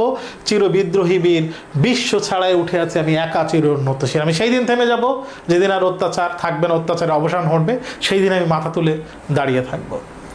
বিদ্রোহী কবিতায় কবি কার বুকের ক্রন্দন শ্বাস, বঞ্চিতের বিধবার বুকের ক্রন্দন শ্বাস। শির নিহারি আমারই নত শির, ওই শিখর হিমাদ্রির বাক্যে কি প্রকাশ পেয়েছে? তীব্র আত্মবিশ্বাস, প্রবল অহংকার নেই, চরম দুঃসাহস নেই, বিপুল প্রত্যাশা নেই, তীব্র আত্মবিশ্বাস। ইন্দ্রাণী সুতের কপালে কি? হাতে কপালে সূর্য। চির উন্নতশীল কথাটি কিসের পরিচয়? হিমালয়ের মতো দৃঢ়তার, আত্মদম্ভ প্রকাশের, অন্যায়ের সামনে মাথা নত করা, মাথা উঁচু করে থাকার, অন্যায়ের সামনে মাথা নত না করার। নিদাগ শব্দটি কোন ঋতুকে নির্দেশ করে? গ্রীষ্ম ঋতুতে। আমি ড্যাশ ছাড়া করি না কাহারে কুর্নিশ, আমি আপনারে ছাড়া করি না কাহারে কুর্নিশ। এখানে ব্যাকরণ সন্ধি সাধিত কিছু শব্দ আছে, বেশ অনেকগুলো, এগুলো সন্ধি বিচ্ছেদ আমাদের জানা দরকার। শব্দের উৎস যেরকম হিমাদ্রি সংস্কৃত শব্দ, সাইক্লোন, এখানে গ্রিক লেখা আছে কিন্তু অভিধানে গ্রিক লিখে আবার লেখা আছে ইংরেজি, তাহলে মনে রাখতে হবে সাইক্লোন মূলত ইংরেজি শব্দ, সাইক্লোন গ্রিক না ইংরেজি। হিন্দি নেহারি শব্দটি হিন্দি শব্দ, চুরমার এটা বাংলা শব্দ। সমাজসাধিত শব্দ আছে কিছু, নটরাজ, অনিয়ম, অকাল, অখিল, বিশ্বামিত্র, এলোকেশে, এগুলো একটু দেখা দরকার। সমাসের নাম সিদ্ধ উচ্চারণ দিয়ে উচ্চারণগুলো লেখা আছে, এগুলো একটু লিখে প্র্যাকটিস করতে হবে। উচ্চারণগুলো অবশ্যই লিখে প্র্যাকটিস করতে হবে। নমুনা প্রশ্নে যাচ্ছি। তোমাদেরকে আরেকটা জিনিস বললেই, আমি যখন গদ্য পদ্য পড়াই তোমরা দেখো যে একটু দ্রুত আগায়ের কারণ হচ্ছে আসলে ক ইউনিটের যে বাংলা প্রথম পত্রের যে প্রশ্ন আসে, এই প্রশ্নগুলো কঠিন হয় না, ভিতর থেকে অনুধাবন খুব ব্যাখ্যা করে অনেক কঠিনভাবে দেয় না। বি ইউনিটে একটু বিশ্লেষণ করতে হয়, ভিতর থেকে দেয়। এই জন্য তোমরা গল্প কবিতা যেহেতু বারবার পড়েছো, যেহেতু তোমাদের ব্যাকরণ এবং গল্প কবিতার ভাষা বিষয় দরকার, এই জন্য আমি গুরুত্বপূর্ণ জায়গাগুলো একটু দেখাই, বিস্তারিত অনুধাবন ভেঙে দেই না। তো তোমরা বারবার রিডিং পড়ে শুধু প্রশ্ন সলভ করবো বারবার করে, এর একটু খেয়াল রাখবা। একাতে বাঁকা বাঁশের বাঁশের আরাতে রানী তুর্য কোন সত্তাটি প্রকাশ পেয়েছে? এখানে প্রেম এবং দ্রোহ দুইটাই আছে। কবি কাকে ছাড়া আর কুর্নিশ করেন না? কবি নিজেকে ছাড়া আর কাউকে কুর্নিশ করেন না। কবিকে দেখে সপ্তদরক হাবিয়া দোজক কেঁপে কেঁপে নিভে যায় কেন? ভয়ে নিভে যায়। কি প্রশমিত না হওয়া পর্যন্ত কবির বিদ্রোহ সত্তা শান্ত হবে না? উৎপীড়িত জনতার দুঃখ, উৎপীড়িত জনতার ক্রন্দনরোল। এই ছিল আজকের লেকচার। তো আমরা যা যা পড়েছি, তোমাদের যতটুকু হোমওয়ার্ক দিয়েছি প্লিজ তোমরা একটু লিখো। তোমাদের অনেকের বিভিন্ন প্রশ্ন আমি জানি না, অনেকে হয়তো রেজাল্টের পরে আবার নতুন করে সিরিয়াস হয়েছে। তো শুরু থেকেই অনেকগুলো প্রশ্ন আসছিল, সেই প্রশ্নগুলো এখন দেখছি আবার নতুন করে আসছে। আমি যদিও অনেকগুলো পোস্টে আমি এই সমাধান দিয়েছি, ক্লাসেও বলেছি। তো তোমাদের এই সবগুলো সমাধান আমি এই শেষ সময়, বাকি যে সময়টুকু আছে, আমি আলাদা একটা ভিডিও দেবো, যে ভিডিওতে তোমরা এখন কি পড়বা, কোথা থেকে পড়বা, কিভাবে পড়বা, এই টাইপের একটা ছোট্ট ভিডিও তোমাদের গ্রুপে দেব। ওই ভিডিওটা দেখলে তোমাদের প্রথম থেকে এবং শেষ পর্যন্ত, শেষ সময় এসে কী করবে সেটার সমাধান হয়ে যাবে। তো নেক্সট ক্লাসে আবার দেখা হচ্ছে। অনেক ভালো থাকো এবং মনে রেখো তোমরা কিন্তু চ্যাম্পিয়ন স্টুডেন্ট, এবং তোমাদের চ্যাম্পিয়ন হতে হবে যা করবা সব কিছুতে, এবং বাংলায়ও চ্যাম্পিয়ন হতে হবে। তো দেখা হচ্ছে ইনশাল্লাহ আবার।